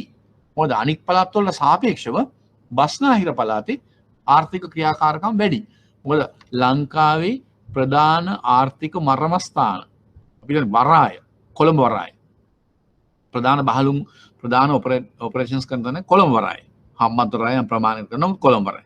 එතකොට ගුවන්තොටුපළ ඒ වගේම අනිකුත් නිදහස් වෙළඳ කලාප අපි කටුනායක වෙන්න පුළුවන්, බීගම වෙන්න පුළුවන්, ඒ වගේ වෙනත් රත්මලාන් වෙන වෙනත් කර්මාන්ත ශාලා, නිෂ්පාදන ආයතන, ආර්ථික ක්‍රියාකාර, රැකියා ඇති කරන ස්ථාන, වෙළඳ ව්‍යාපාර, තොග වෙළඳාම්, ඒ හැම දෙයක්ම තියෙන්නේ ගොඩක් බස්නාහිර පළාතට කේන්ද්‍ර වෙලා. එතකොට මේ ආර්ථික ක්‍රියාකාරකම් එක්ක අනිවාර්යයෙන්ම මේ වගේ මූල්‍යාංශ ක්‍රියාකාරීත්වය වර්ධනය විය යුතුයි. වර්ධනය වෙන්න ඕන. මම එකකින් කියන්නේ අනික් පළාත්වල එහෙම වෙන්න ඕනේ නැහැ කියලා. ඒ පළාත්වලත් වෙන්න ඕන. නමුත් දැන් ප්‍රශ්නේ තියෙන්නේ ඒ පළාත්වල ඒ ක්‍රියාකාරකම් බස්නාහිර පළාතට සාපේක්ෂව එහෙම වෙන තත්ත්වය අඩුයි. ඒකට හේතුවක් තියෙනවා. අපි ඒක වෙනම කතා කරමු දැන් මේ ඒක තමයි මට කියන්න උත්සාහ කරන්නේ. ඒතර ඔයගොල්ලෝ දන්නවා මෙන්න මේ කියන පළාත් 9 ලංකාවේ ආර්ථික වර්ධනයට ආර්ථිකයට යම් කන්ට්‍රිබියුෂන් එකක් දායකත්වයක් සපයනවා පළාත් වලින්. right? එතකොට ඔයගොල්ලෝ දන්නවද කාටද කියන්න පුළුවන් මේ පාඩමේ ඉන්න දැන් මේ ලෙසන් එකේ ඉන්නේ කාටද කියන්න පුළුවන් මේ මම කියන්න උත්සාහ කරන්නේ බස්නාහිර පළාතෙන් ජාතික ආර්ථිකයට ලැබෙන දායකත්වයේ පර්සන්ටේජ් එක 100ට කීයක් විතර වෙයි කියලා හිතන්න පුළුවන්. කාටද කියන්න පුළුවන්? ගෙස් කරලා කියන්න. දැන් අපේ GDP එකට දල දේශීය නිෂ්පාදනය right gross domestic product එකට contribution එකක් එනවා ඒ පළාත් වලින්. බස්නාහිරින් අනික හැම පළාත්. ඒතකොට මම කියන වැඩිම contribution එන්නේ බස්නාහිරින්. මම ඒකට හේතු කිව්වා දැන්. ආර්ථික මර්මස්ථාන, ආර්ථික ක්‍රියාකාරකම්, මරාය, ගුවන්තොටුපළ ආදී ප්‍රධාන මධ්‍යස්ථාන තියෙන්නේ බස්නාහිර පළාත් තුල. කර්මාන්තශාලා, සේවාස්ථාන, වෙළඳ ව්‍යාපාර ආදී වශයෙන්. එතකොට ඒ නිසා ලොකු ඒ ගාන කාටද කියන්න පුළුවන්? 100ට කීයක් විතර කන්ට්‍රිබියුෂන් එකක් එනවද? ගෙස් කරලා කියන්න පුළුවන්. කීයද? නෑ එච්චර නෑ. එච්චර ඊට වඩා අඩුයි. ඔය උත්සාහයම ආගේ කරනවා. තව ළමෙක් කියනවා 75ක් කියලා. එච්චරත් නෑ. නමුත් උත්සාහය හොඳයි. නමුත් වැඩි ප්‍රමාණයක් වැඩිම දායකත්වයක් ඉන්නේ බස්නායන 40ක් 44 අතර ප්‍රමාණයක්. 41ක් 42ක් 43ක් අපි 40ක් කියලා කියමු. එතන අපි 42ක් කියමු. ඇවරේජ් එක. එතන මුළු ජාතික ආර්ථිකයෙන් 42ක් විතර ඉන්නේ බස්නායන පළාතේ. එතන හිතා ගන්නකො බස්නායන පළාත් දායකත්වය. එතන තව පළාත් 8ක් තියෙනවා. එතන ඉතුරු 58ම එන්නේ අනික් පළාත් 8න්. එතන බෙදලා බලන්න 58න් බෙදලා බලන්න. ඒක ඇවරේජ් කරොත් එක පළාතකට කීයද වැටෙන්නේ කියලා. ඉතා පොඩි ප්‍රමාණයක් වැටෙනවා. ඒක තේරෙනවනේ. අන්න ඒකයි මට ඔයාලට කියන්න ඕනේ. මේ ටේබල් එක දිහා අරන් මේක කතා කරන මේ සංඛ්‍යා ටික කතා කරන එක නෙවෙයි. මම උත්සාහ කරන්නේ වෙන දෙයක් ඔයාලට කියන්න. ඒතකොට මේක හරහා අපි තේරුම් ගන්න ඕන ලංකාවේ ප්‍රධාන ආර්ථික මර්මස්ථාන මූලස්ථාන ක්‍රියාකාරකම් තියෙන බස්නාහිර පළාතේ වැඩි දායකත්වයක් එනවා වගේම අනික් පළාත්වල අඩු දායකත්වයක් එන්නේ. එතකොට අපි මේකට කියන වචනයක් තියෙනවා. මේවා පාඩම් වල නෑ. නමුත් ඔයගොල්ලෝ මේ මතක තියාගන්න. ප්‍රාදේශීය අසමානතාවය. මේකට කියනවා අපි ප්‍රාදේශීය අසමාන. මේකට තව විදිහට කියනවා regional disparity. මේකට කියනවා regional disparity. ප්‍රාදේශීය අසමානතාවය. මොකක්ද මේ අසමානතාවය? බස්නාහිර පළාතෙන් ලොකු ආර්ථිකයේ ලොකු දායකත්වයක් එනකොට අනෙක් පළාත් වලින් ඊට වඩා අඩු 8ක් 9ක් 10ක් 12ක් ආදී වශයෙන් ඊට වඩා අඩු දායකත්වයක් තමයි ලැබෙන්නේ. ඉතින් මෙන්න මේකට අපි කියන වචනය regional disparity. ඒක හොඳට පැහැදිලි වෙනවා. එතන හොඳට මේක ඒ தත්ත්වෙ ඔප්පු කරන ඒක ප්‍රූව් කරන එකක් තමයි මෙන්න මේ ඉන්ඩිකේටර් එකක් තමයි මේ සංඛ්‍යා දත්ත. කොහොමද? දැන් බලන්න මෙතන මධ්‍යම පළාතේ 157ක් 2018 එක ශාඛා දෙකයි මේ අනිකුත් මූල්‍ය ආයතන. මුදල් සමාගම් සහ කල්පනා වැඩි වෙලා තියෙනවා. මුළු බස්නා මධ්‍යම පළාත ගම නුවර දිස්ත්‍රික්කයේ මාතලේ නුවරඑළිය. නැගෙනහිර පළාතේ සාමාන්‍යයෙන් 7ක් වැඩි වෙලා. ඒ කියන්නේ අම්පාර මඩකලපුව ත්‍රිකුණාමලය. උතුරු මැද එකයි වැඩිලා තියෙන්නේ. අනුරාධපුර පොළොන්නරුව දිස්ත්‍රික්ක දෙකයි. වයඹ කුරුණෑගල පුත්තලම 8ක් වැඩි වෙලා තියෙනවා. අනික් පළාත් වලට සාපේක්ෂව තරමක් හොඳයි. උතුරු පළාත. ඒ කියන්නේ උතුරු පළාත් දිස්ත්‍රික්ක 5ක් අයිති. ශාඛා 5යි වැඩිලා තියෙන්නේ. මොනවද? කිලිනොච්චි, යාපනේ, මන්නාරම, මුලතිව්, වවුනියා 5යි වැඩිලා තියෙන්නේ. සබරගමුව 3යි වැඩිලා. සබරගමුව දිස්ත්‍රික්ක 2යි. කෑගල්ල, රත්නපුර. දකුණ එක ශාඛාවක්වත් වැඩිලා නැහැ. ගාල්ල, මාතර, හම්බන්තොට දිස්ත්‍රික්ක 3ක් තියෙනවා. ඌව දිස්ත්‍රික්ක 2ක් තියෙනවා. මොනරාගල, බදුල්ල එකක් අඩු වෙලා බ්‍රාන්ච් එක. බස්නාහිර ශාඛා 34ක් වැඩි. ඉතින් මේක මම කියන එක පැහැදිලි ඇති ඔයගොල්ලෝ. දැන් මම තේරෙනවනේ. ඒතර මේ ශාඛා වැඩි වෙනවා කියන්නේ ගනුදෙනු කරවන්න වැඩි නම් ආර්ථික ක්‍රියාකාරකම් වැඩි නම් මූල්‍ය අවශ්‍යතාවයන් වෙන්න මූල්‍යාංශ ශාඛාවන් වැඩි වීමට බලපාන තත්ත්වයක් තියෙනවා. ඒගොල්ලන්ගේ ලාභදායකත්වය වැඩි. ඒතර මම කියන්න උත්සාහ කරන්නේ ප්‍රාදේශීය අසමානතාව කියලා එකක් තියෙනවා. ඒ කියන්නේ මේකට කියන regional disparity. එතකොට මෙන්න මේ regional disparity එක තියාගෙන රටක් හැටියට ඉස්සරහට යන්න අමාරුයි. ඒ නිසා ශ්‍රී ලංකා මහා බැංකුව ඒගොල්ලන්ගේ පළාත් කාර්යාලය මමත් පළාත් කාර්යාලයක පළාත් කර්මකරු හිටිය කාලයක් මාතර සදර්න් ඒ වගේම ට්‍රින්කොමලි ඊස්ටර්න් අපි දන්නවා මේ පළාත්වල තියෙන තත්ත්වයන්. ඊටාම අඩු ආර්ථික කාර්ය සාධනයක් තියෙන මේ පළාත්වල. දකුණු පළාතේ හොඳයි අතර නැගෙනහිර පළාතේ ගොඩක්ම අඩුයි. ඌව පළාතේ ගොඩක්ම අඩුයි. උතුරු මැද පළාත සෑහෙන අඩුයි. උතුරු පළාතෙත් අඩුයි. යුද්ධ නිසා ඒ පළාත් එක්ක. එතකොට මේ වගේ ආර්ථික ක්‍රියාකාරකම් වැඩි කරන්න අනිවාර්යෙන් සැලකිය යුතු මට්ටමින් මිනිස්සු අතර ආර්ථික කටයුතු ඇති වෙන්න ඕන. යම් ව්‍යාපාර වැඩි වෙන්න ඕන. සුළු ව්‍යාපාර ඇති වෙන්න ඕන. ව්‍යාපාර වර්ධනය වෙන්න ඕන. මුදල් ගලාගෙන යන්න ඕන. මුදල් සංසරණය වෙන්න ඕන. ගෙවීම අපීම වැඩි වෙන්න ඕන. මේ ආදී වශයෙන් මූල්‍ය වෙළඳපොළ සහ ප්‍රාග්ධන වෙළඳපොළ කටයුතු කොළඹින් බැහැරව බස්නාහිර පළාතෙන් බැහැරව ප්‍රාදේශීය පළාත් වලට ගමන් කිරීම අවශ්‍යයි. එහෙම ගමන් කරනවා නම් මුදල් මූල්‍ය ආයතන වලට බැංකු වලට බැංකු නොවන අනිකුත් මූල්‍ය ආයතන මුදල් සමාගම් සහ කල්බත් සමාගම් සහ රක්ෂණ සමාගම් වගේ අනිකුත් මූල්‍ය ආයතන වලට සැලකිය යුතු කාර්යභාරයක් තියෙනවා. සැලකිය යුතු කාර්යභාරයක් තියෙනවා. ඒකට මම උත්සාහ කරන්නේ ඔයගොල්ලන්ට කියන්න දැන් මේ පළාත්වල මේ තියෙන ප්‍රාදේශීය අසමතාවයන් සමනය කරන්න නම් හරියට කරට කර මේ පළාත්වල මූල්‍ය ආයතනවල අයත් ඒ පළාත්වල මිනිසුන්ගේ ප්‍රශ්න අඳුර ගනිමින් ඒ පළාත්වල අයගේ පුළුවන් තරම් කියන්නේ සත්‍ය ලෙසම කියන්නේ අවංකව බැංකු සමග ගනුදෙනු කරන මූල්‍ය ආයතන සමග ගනුදෙනු කරන ජෙනුයින් කස්ටමර්ස් තමන් කියන්නේ මේ නිකන් ණය අරන් නොගේ හරින කට්ටි පයින් මිනිස්සු නෙමෙයි ජෙනුයින් කස්ටමර්ස්ලා ඒ කියන්නේ ඊටාම හොඳට අවංක ලෙස ක්‍රියාත්මක කරන පොඩි ව්‍යාපාරිකයෝ වෙන්න පුළුවන් නැත්නම් ගොවිතැන් කරන අය වෙන්න පුළුවන් වෙනත් සත්ත්ව පාලනය දෙන අය වෙන්න පුළුවන් ඒ ආදි වශයෙන් ඒ අය හොඳ අඳුනාගෙන ඔවුන්ගේ ප්‍රශ්න ගැටලු තෝරාගෙන ඔවුන් සමග ඒකාබද්ධව වැඩ කළා ඔවුන්ගේ නිෂ්පාදන වැඩි කරන්න ඔවුන්ගේ ආදායම් වැඩි කරන්න ඔවුන්ගේ ජීවන තත්ත්වය උඩට ගන්න ලොකු කාර්යභාරයක් බැංකු වලට ඒ වගේ බැංකු නොවන අනිකුත් මූල්‍ය ආයතන වලට පැවරලා තියෙනවා කියන එක තමයි මට ඕගොල්ලන්ට කියන්න ඕන. ඒක ඕගොල්ලන්ගේ වගකීමක්. මෙතන ඉන්නේ බැංකුකරුවෝ. මෙතන ඉන්නේ බැංකුකරුවෝ. මම ඒක ඇහුවේ දවසක් බැංකුව වලින් ලංකා බැංකුව මහජන බැංකුව ශාඛාවන් කීයක් තියෙනවද කියලා. සමහර ළමයි මට උත්තර දුන්නා. සමහර ළමයිට ආසන්නට ආවා. ඒ නිසා හැම කෙනෙක්ම බලන්න ඕගොල්ලන් වැඩ කරන බැංකුවේ ශාඛාවන් වල බ්‍රේක් අප් එකක් ගන්න. ඕගොල්ලන්ගේ බස්නාහිර ප්‍රාන්තේ කීයද අනික් පළාත්වල කීයද? දැන් මෙතන බැංකර්ස්ලා ඉන්නේ. සම්පත් වෙන්න පුළුවන්, සෙලාන් වෙන්න පුළුවන්, BOC වෙන්න පුළුවන්, NSB වෙන්න පුළුවන්, එතන කොමර්ෂල් වෙන්න පුළුවන්, HNB වෙන්න පුළුවන් ඕන බැංකුවක. අරන් බලන්න බ්‍රේක් අප් එක. අනිවාර්යෙන් ඕගොල්ලන්ගේ හැම බැංකුවකම වගේ මම හිතනවා බස්නාහිර ප්‍රාන්තේ බ්‍රාන්ච් ප්‍රමාණය වැඩි. පිටට යන්න බ්‍රාන්ච් ප්‍රමාණය අඩුයි. ඒ නිසා මේ සම්බන්ධව මහ බැංකුවටත් කාර්යභාරයක් තියෙනවා. මහ බැංකුව පහුගිය කාලේ යම් රෙගුලාසියක් කොන්දේසියක් පනවලා තිබ්බා.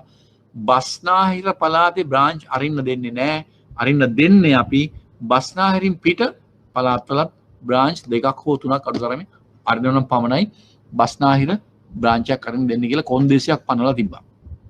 එතකොට ඒකෙන් උනන්දු කරේ උත්සාහ කරේ පිට පළාත්වලත් මූල්‍ය වෙන්නපල ගෙනියන්න බැංකු අනිකුත් මූල්‍ය ආයතන විවෘත කිරීමට වැඩි උනන්දුවක් ඇති කරනවා. මට මෙන්න මේ ටේබල් එක හරහා මේ දත්ත කියනකට වැඩිය ඔන්න ඔය කාරණේ තමයි මට කියන්න අවශ්‍ය වුණේ. මම හිතන්නේ මේ මම කියන්න උත්සාහ කරපු එක ඕගොල්ලන්ට තේරෙන්නේ නැති. තේරුණාද? ක්ලියර්ද? මම කියන්න උත්සාහ කරපු එක ක්ලියර්ද? මට ඕනකම තිබුණේ ඒක කියන්න.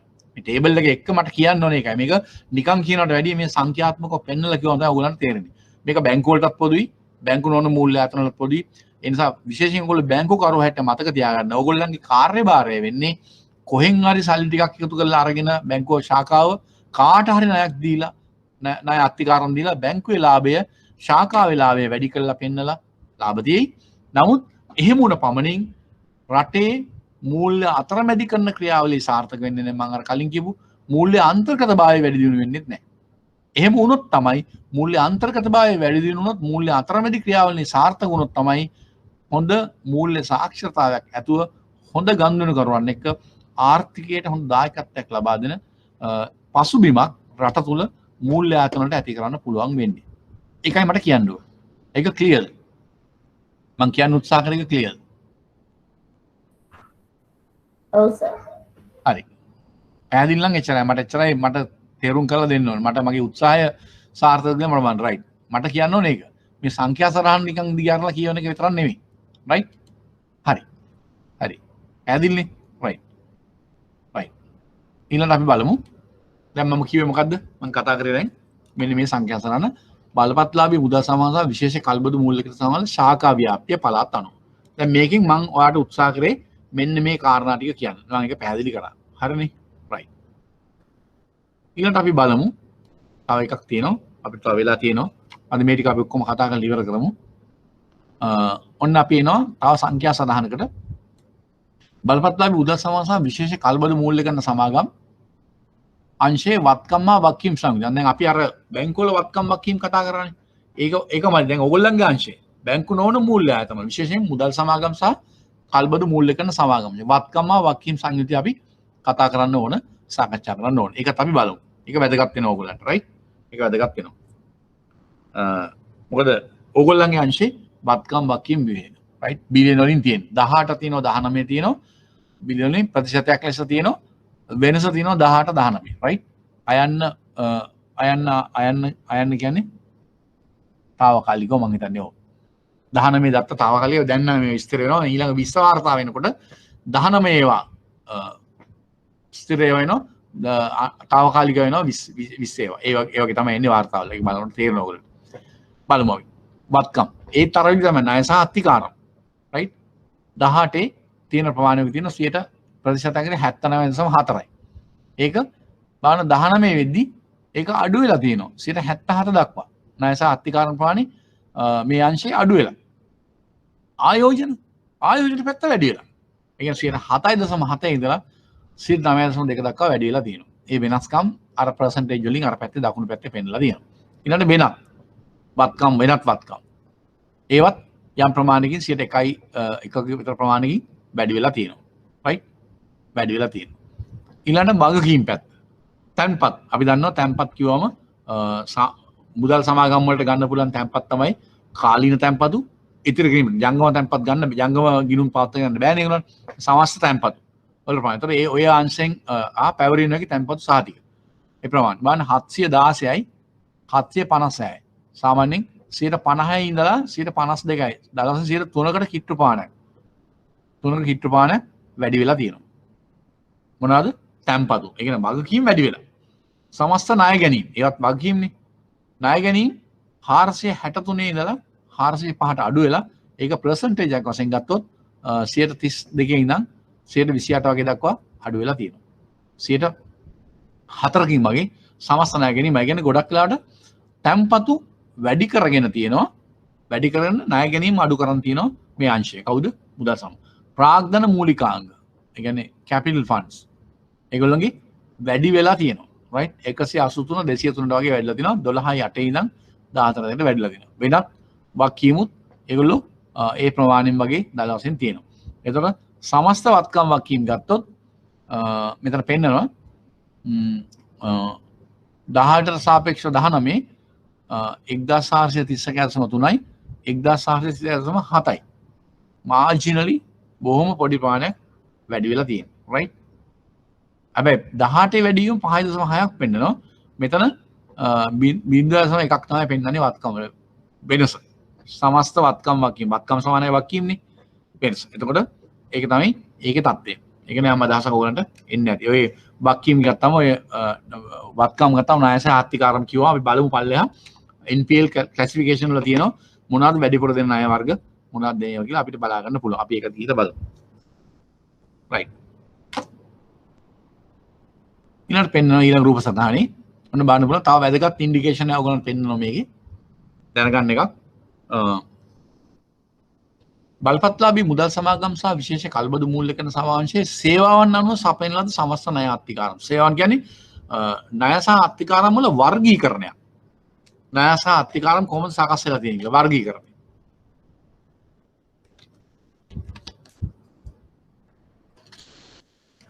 දැන් මේක බැලුවම පේනවා මූල්‍ය කල්බදු. ඒ කියන්නේ ෆයිනෑන්ෂල් ලීසින්. ඒ කියන්නේ මූල්‍ය කල්බදු. කල්බදු කියන්නේ ලීසින්. දැන් බැලුවා මේ දෙකේ විතරක්. මොනවාද මුදල් සමාගම්, කල්බදු සමාගම්. එතකොට ණය අත්තිකාරම් වලින් ඒ අංශ දෙකේම එකතු කරලා බැලුවම සමස්ත ණය කලබවල් වලින් ණය කලබෙන් ඒ අංශ දෙකේම රටේම 100ට මෙතන තියෙනවා රුපියල් වලින් තියෙන බිලියන වලින්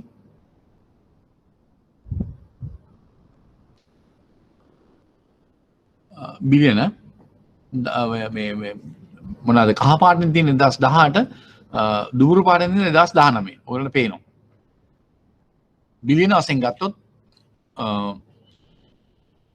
2018 636යි කල්බදු 2019 632 දක්වා යම් ප්‍රමාණින් සුළු ප්‍රමාණින් නමුත් එක දෙයක් තියෙනවා ඉගෙන ගන්න ඕනේ වැඩි ප්‍රමාණයක් ඒගොල්ලන්ගේ ණයවල වැඩි ප්‍රමාණයක් තියෙන ලීසින් නැත්නම් කල්බදු කියන එක මේකෙන් පේනවා right කුලීපිට ගැනුම් ඉතා පොඩි ප්‍රමාණයක් තියෙන්නේ ඒකත් 19ක් තිබිලා 2018 19 වෙනකොට 100 බිලියන 15කට අඩු වෙලා තියෙනවා ඊළඟට සුරකුම් ණය සහ අත්තිකාරම් සුරකුම් ණය සහ අත්තිකාරම් ඒ කියන්නේ collateral එක දෙන loans and advances right collateral එක ඒක ප්‍රමාණය 463ක් තිබිලා 442 දක්වා 2019 අඩු වෙලා තියෙනවා උකස් ණය ඒ කියන්නේ පෝනිනුත් පෝනින් 44ට තිබෙන එක 59 දක්වා වැඩි වෙලා තියෙනවා. ඒ කියන්නේ රුපියල් බිලියන 44ක පෝනින් ප්‍රමාණයක් තිබිලා තියෙන 2018 ඒක 2019 59 දක්වා වැඩි වෙලා තියෙනවා. වෙනත් ණය වර්ගත් 18 ඉඳන් 20 දක්වා වැඩිලා තියෙනවා. දේපල මත ණයදී ඒක යම් ප්‍රමාණයක් ඉතා සුළු ප්‍රමාණයක් 3%ක වගේ ප්‍රමාණයක් තියෙන්නේ. තැන්පතු මත ණයදී. ඒ කියන්නේ කෑෂ් බෑක් ලෝන්. කියන්නේ ඩිපොසිට්ස් කොලටරල් එකට තියාගෙන දෙන ණය. ඒකත් පොඩි ප්‍රමාණයක් 22ක් සමාන බිලියන 22ක් 23ක් ප්‍රමාණයක් දීලා තියෙන්නේ පොඩි ප්‍රමාණයක් සාපේක්ෂව. එතන ඔයගොල්ලෝ මෙතන ඉගෙන ගන්න දෙයක් තියෙනවා. මේ සංඛ්‍යා අවසරණානේ මොකද්ද? මේගොල්ලන්ගේ විශේෂයෙන් මුදල් සමාගම් කලබල සමාගම් ණය කලබල වල වැඩි ප්‍රමාණයක් මෙතන ඇලුවොත් බැලුවම පේනවා වැඩි ප්‍රමාණයක් සමන්විත වෙන්නේ කල්බදු හා සුරකුම් සහ මත දෙන අත්තිකාරම් කියන එක පැහැදිලි. අනිකුත් උකස් ණය දේපල මත ලබා දෙන ණය ඒ කියන්නේ කෑෂ් බෑක් ලෝන් ඊට වඩා සාපේක්ෂව අඩු ප්‍රමාණයක් තමයි ලබා දෙන්නේ කියන එක මේකෙන් ඔයගොල්ලන්ට පැහැදිලි වෙනවා. ඒගොල්ලොන් ලබා දෙන්න ගොඩාක් ලීසින් පහසුකම් තමයි දෙන බව පේන්නේ. ඊළඟ සංඛ්‍යා සටහන බලපත්ලාභී මුදල් සමාගමේ තැන්පතු වල සංයුතිය. තැන්පතු වල මේ මුදල් සමාගම් වල තැන්පත් වල කොහොමද සංයුතිය? ඒකත් ඔයගොල්ලෝ දැනගන්න ඕන. ස්ථාවර තැන්පත්, ඔගේ ඉතුරුම් තැන්පත්, තැන්පතු සහතික. අපි කිව්ව වර්ග තුනක් තියෙන ඒගොල්ලන්ට. සාමාන්‍ය ඉතිරි කිරීම, ස්ථාවර තැන්පත් හා පැවරීම වගේ තැන්පතු සහතික. ඒවයින් ලබා ගන්න ප්‍රමාණය බිලියන වලින් තියෙනවා 18 19 සංසන්දනාත්මකව තියෙනවා. බලන්න වම් අත පැත්තේ 18 තියෙන්නේ දකුණු අත පැත්තේ 19. සංයුතිය වෙනසත් මෙතන දක්වලා තියෙනවා. ස්ථාවර තැන්පතු 681 ඉඳලා 722 දක්වා වැඩි වෙලා තියෙනවා. රයිට්? වැඩි වෙලා තියෙනවා. ඊළඟට ඉතුරුම් තැන්පතු ඒ යම් සුළු ප්‍රමාණයකින් අඩුවීමක් පෙන්눔 කරනවා. තැන්පතු සහතික නම් ඒ ප්‍රමාණයෙන් වගේ තියෙන. සමස්තයක් වශයෙන් මුළු තැන්පතු ප්‍රමාණය 716 ඉඳලා 2018 756 දක්වා වැඩිලා තියෙනවා. රයිට්? මේකේ සෝස් එක සෙන්ට්‍රල් බැංක්. ඊළඟට අපි තව ටේබල් එකක් තියෙනවා අපිට බලන්න මෙන්න මේක වැදගත් වෙනවා ඔයගලන්ට. තැන්පතු මොකද්ද බලපත්ලාවී මුදල් සමාගම් සහ විශේෂ කල්බදු මූල්‍යකට සමාවංශයේ අක්‍රීය ණය පහසුකම් සහ වෙන් කිරීම ආවරණයන්. ඒ කියන්නේ අක්‍රීය ණය NPL non performing loans සහ ඒවට කරපු වෙන් කිරීම. කියන්නේ provisionings. එහෙම අපි ඔයගලන් ගයිඩ්ලයින් එකක් තියෙන උගන්වන අපි ඉස්සරහට උගන්වනවා අක්‍රීය ණය කියන එක අඳුරගන්නේ කොහොමද? අක්‍රීය ණය සඳහා වෙන් කිරීම කරන්න ඕන පදනම කොහොමද කියන අපි මේ පාඩම උගන්වනවා ඉස්සර. තාම උගන්වලා නැහැ. ඒක අනිවාර්යෙන් බැංකුවලත් බැංකුවලත් එහෙම අක්‍රීය ණය තියෙනවා වෙන් කිරීම කරන්න ඕන. ඒ වගේම මුදල් සමාගම් කල්බදු සමාගම් වලත් අක්‍රීය ණය අඳුර ගන්න ඕන. අඳුරගෙන ඒවට ඒගොල්ලන්ගේ ලාභ ගිණුමෙන් වෙන් කිරීම ප්‍රොවිෂනින් කරන්න ඕන. දැන් ඔයගොල්ලෝ මම ඉස්සෙල්ලා මතකද කිව්වා මුල්ම සටහනේ ආයි අපි මුලට යනවා. බලන්න ඕගොල්ලෝ හොඳට මෙන්න මේකේ අක්‍රීය ණය මේකේ මම පෙන්නුවා ඔයගලන්ට මතකද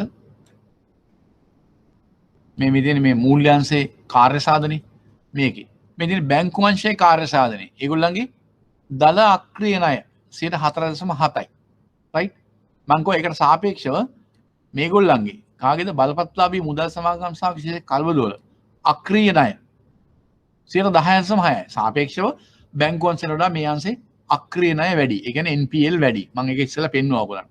මම ආයෙක මතක් කරන්න කරේ. රයිට්? එතන මෙන්න මේ බැංකුවලත් බැංකු අංශයටත් තියෙනවා මේ අක්‍රීය ණය සහ වෙන් කියන නමුත් ඔයගොල්ලන් විශේෂ වෙන්නේ බැංකු නොවන මූල්‍ය ආයතන නිසා අපි විශේෂයෙන් ඔයගොල්ලන්ට උගන්වනවා බැංකු නොවන විශේෂයෙන් මුදල් බලපත්ලාභී මුදල් සමාගම් කල්බදු සමාගම් සඳහා මුදල් ණය පහසුකම් ලබා දුන්නම ඒ අක්‍රීය ණය වලට අඳුරගන්නේ කොහොමද? ඒ අක්‍රීය ණය වලට වෙන් කිරීම කරන්නේ කොහොමද කියලා පාඩමක් ඉදිරි කාලේ උගන්වනවා. අන්න ඒක මම මේ සටහන ඇතුළත් කරේ ඔයගලන්ට. ඒ අනුව මෙන්න මේ විදිහට තමයි අපේ 2018 19 වර්ෂ දෙකේ ඒ වෙන් කිරීම කරලා තියෙන නිසා ඒ වගේ තත්ත්වය කියන එක ඔයගලන්ට මතක තියාගන්න පුළුවන්. මේ පාඩම් කරායින් පස්සේ මේ සටහන් මේ පාඩම් වලට සම්බන්ධ කරගන්න ඕගොල්ලෝ වෙනම අරගෙන. මේවා සේව් කරගෙන මේවා print ගන්න පුළුවන් print අරගෙන ඒ පාඩම් වලට සම්බන්ධ කරනකොට ඔයගලන්ට මේ පරිපූර්ණ නෝට් එකක් හැදෙනවා. ඒ පාඩම් වල රයිට් බලමු අපි මොකද්ද බලපත්ලාභී මුදල් සමාගම් සහ විශේෂ කල්බදු මූල්‍ය කරන සමාගම් අංශයේ අක්‍රීය ණය පහසුකම් සහ වෙන් කිරීම ආවරණය. මම දැන් උගන්වන්නේ නැහැ ඔයගලන්ට අක්‍රීය ණය කියන්නේ මොනවද? කොහොමද ඒක අඳුරගන්නේ? ඒ අක්‍රීය ණය වලට වෙන් කිරීම කරන්න ඕන පදනම කොහොමද කියලා අපි මේ පාඩම උගන්වද්දී ඒක සාකච්ඡා කරනවා. දැන් ඒක ගැන කලබල වෙන්න එපා ඔයගොල්ලෝ. මම ඉදිරි කාලේ ඔයගලන්ට ඒක උගන්වනවා. දැන් අපි දැනගන්න ඕන මෙන්න මේ කියන non performing loans නැත්නම් non performing advances වලට කොහොමද මුදල් සමාගම් සහ කල්බදු අංශය වෙන් කිරීම කළේ සහ කොහොමද ඒකේ ප්‍රමාණය කියලා. මේක බලමු වම් අත පැත්තේ ටේබල් එක අපි ඉස්සෙල්ලෙමු. වම් අත පැත්තේ ටේබල් එක ගත්තොත් ඒකේ තියෙනවා මේකේ දෙපැත්තක් තියෙනවා. වම් අංශය වම් අක්ෂය දකුණු අක්ෂය. right? වම් අක්ෂයෙන් ඕගොල්ලෝ මේ ටේබල් එක දිහා බලන් ඉන්නකොට ඕගොල්ලෝ වම් අත පැත්තේ තියෙන අක්ෂය. දැන් මේක නම් මේ ටේබල් දෙකෙන් මේ chart දෙකෙන් වම් අත පැත්තේ තියෙන chart එක තමයි පෙන්වන්නේ මොනවාද? මුදල් සමාගම් වල. right? බලමු අපි. ඒකේ මේ තියෙන 15 සිට 2015 16 17 18 19 දක්වා ක්‍රමිකව පෙන්නලා තියෙනවා දලාක්‍රීය ණය අනුපාතය ඒ වගේම ශුද්ධක්‍රීය ණය අනුපාතය කියන තුනම මේකේ පෙන්නනවා. right? එතකොට කහපාට බාවලින් දලාක්‍රීය ණය වම් අක්ෂයෙන් බැලුවම වම් අක්ෂය කියන්නේ ඕගොල්ලෝ වම් අත පැත්ත මං කියන එක පැහැදිලි. ඔය කහපාට ලයින් එකෙන් පෙන්නනවා දලාක්‍රීය ණය වම් අක්ෂය. එතකොට මේකේ පෙන්වන්නේ මොකද්ද? රුපියල් බිලියන වලින්. වම් අක්ෂය කියන රුපියල් බිලියන. එතකොට 2015 දල වශයෙන් දලාක්‍රීය ණය ප්‍රමාණය වම් අක්ෂයෙන් ගත්තොත් දල වශයෙන් බිලියන 40යි 50ක් විතර. right? 50ක් විතර ප්‍රමාණය. right? ඊට පස්සේ ඒ වගේ ගත්තම 2016 ට ආවම පොඩ්ඩක් ඊට වඩා වැඩි වෙලා තියෙනවා. බිලියන 52ක් විතර 5.3ක් 5.7ක් මේ වෙන කතාවක් එක. ඊට පස්සේ 2018 ගත්තොත් බිලියන 60ට වඩා අධික ප්‍රමාණයක් බිලියන වලින් ගත්තොත් දලාක්‍රීය ණය ප්‍රමාණය තියෙනවා. ඒ වගේම 2018ට ආවොත් මේ කහපාට ලයින් එක කහපාට බායක බැලුවොත් දලාක්‍රීය ණය ප්‍රමාණය 2018 බිලියන 90ක වගේ ප්‍රමාණයක් තියෙනවා. right? 2019 ගත්තොත් දලාක්‍රීය ණය කහපාට බායක උඩට ගිහිල්ලා තියෙනවා බිලියන පැත්තේ වම් පැත්තෙන් තියෙන බිලියන බිලියන 120 ඉක්මූ ප්‍රමාණයක් 120 ඉක්මූ ප්‍රමාණයක් රුපියල් බිලියන වලින් තියෙනවා දලාක්‍රීය ණය. එතකොට බලන්න ක්‍රමිකව 2015 16 17 18 19 ආදී වශයෙන් මේ අංශයේ දල අක්‍රීය ණය ප්‍රමාණය බිලියන ගාන තා විශාල ප්‍රමාණයකින් වැඩි වෙලා තියෙනවා. ඒ කියන්නේ බිලියන ගත්තොත් බිලියන 45ක 50ක වගේ ප්‍රමාණය නම් බිලියන 125ක වගේ 130ක වගේ ප්‍රමාණයකට වැඩි වෙලා තියෙනවා. ඒක උගලන්ට පැහැදිලි. ඒ කියන්නේ කහ පාට ලයින් එක. right? ඊළඟට දුබුරු පාට ලයින් එක. දුබුරු පාට දුබුරු පාට මේ දලාක්‍රීය ණය අනුපාතය. දකුණු අක්ෂයෙන් අනුපාතය බලන්න. අනුපාත පෙන්වන්නේ දකුණු අක්ෂයෙන් 100ට ගන්න. ඒ කියන්නේ 100ට ගන්න. දැන් දුබුරු පාට එක ගත්තොත් දලාක්‍රීය ණය අනුපාතය. ඔය දලාක්‍රීය ණය ප්‍රමාණය අනුපාතය. දකුණු අක්ෂයට අනුව ගත්තොත් 2015 නම් 5.7ක්. right? 5.7ක්. 2016 නම් 5.3ක්. 2017 නම් 5.9ක්. 2018 නම් 7.7ක්. 2019 නම් 10.6ක්. අපේ උඩ සංඛ්‍යා සඳහන් වෙලා දලාක්‍රීය ණය 10.6යි. එතකොට ඒ වගේම ශුද්ධක්‍රීය ණය අනුපාතය. දකුණු අක්ෂයෙන් ඒකත් බලන්න. ශුද්ධ දලාක්‍රීය ණය ශුද්ධක්‍රීය ණය. ඒක මොකද්ද? ඒ කියන්නේ වෙන් කිරීම කරාට පස්සේ දලාක්‍රීය ණය වලින් ශුද්ධක්‍රීය ණය එනවා. right? ඔය ඉතින් අනිත් පැත්තේ පෙන්නන මුළු වෙන් කිරීම ආවරණය කියලා එහෙම පෙන්නන්නේ ඒකයි. බලමු අපි ශුද්ධක්‍රීය ණය අනුපාතය. right? දකුණු අක්ෂයෙන් එකක් පෙන්නන්නේ. 15 නම් බැලුවොත් 15 දී ශුද්ධක්‍රීය ණය 1.6යි. එතකොට ශුද්ධ. ඒ කියන්නේ දල ප්‍රමාණයෙන් ඉතුරු ප්‍රමාණය වෙන් කිරීම කරලා දිනනවා. ඒකයි. 16ට එනකොට ශුද්ධ ප්‍රමාණය 1.2යි. 14 වෙනි ශුද්ධ ප්‍රමාණය 1.6යි. 18ට එනකොට ශුද්ධ අක්‍රීය ණය ප්‍රමාණය 2.4යි.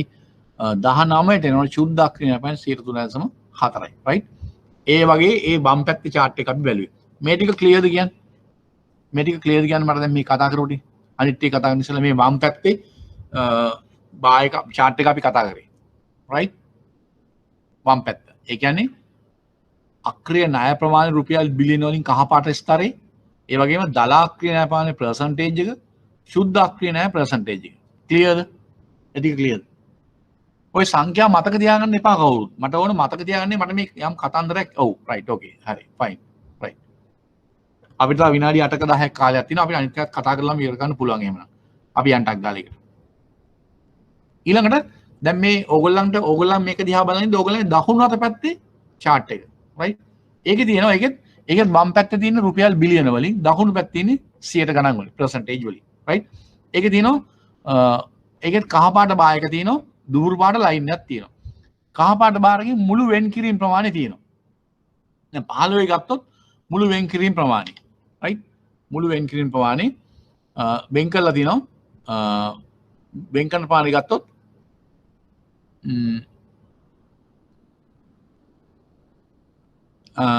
28.9 right 28.9 එතකොට ඔන්න ශුද්ධ අක්‍රිය ණය ප්‍රමාණය ගණන් බලන්නේ වෙන් කිරීම කරාට පස්සේ එතකොට ඒක මෙන්න අපි බලමු ඉස්සරහට 2016 මුළු වෙන් කිරීම ප්‍රමාණය 34.8යි 17 42.2යි 18 53.53යි 19 72යි දශම සිට නෙමෙයි මිලියන 72.2යි එතකොට මිලියන වලින් ඒ වෙන් කිරීම කරලා තියෙනවා මුළු වෙන් කිරීම ආවරණ අනුපාතය දකුණු අක්ෂයෙන් ගත්තොත් percentage එක එනවා මෙතන ඉඳන් අර පැත්තට ඒ කියන්නේ උඩින්ම තියෙනවා 15 මුළු වෙන් කිරීම ආවරණ අනුපාතය දකුණු අක්ෂයෙන් right 61යි 65යි 7යි 64යි 57යි 56යි දැන් මට මේකෙන් කියන්න උත්සාහ කරේ මම ඔයගලන්ට ඔයගොල්ලෝ තේරුම් ගන්න ඕන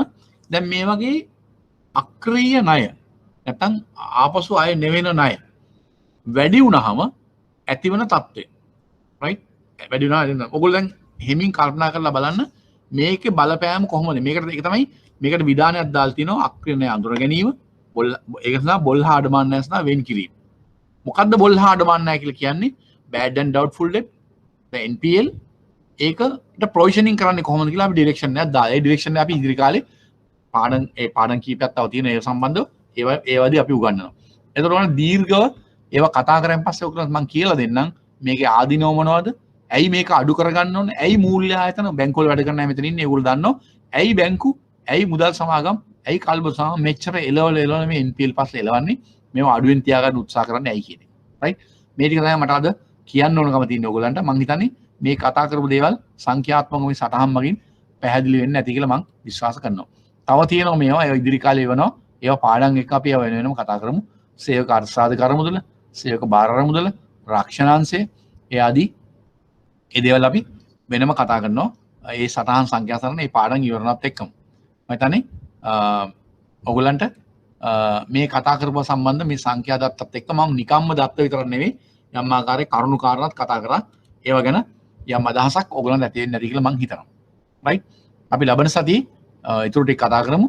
මම අලුත් පාඩම් කීපයක් දැන් අපිට කොටස් වින්දපල නෝට් එක එවලා තියෙනවා ඔයගලන්ට.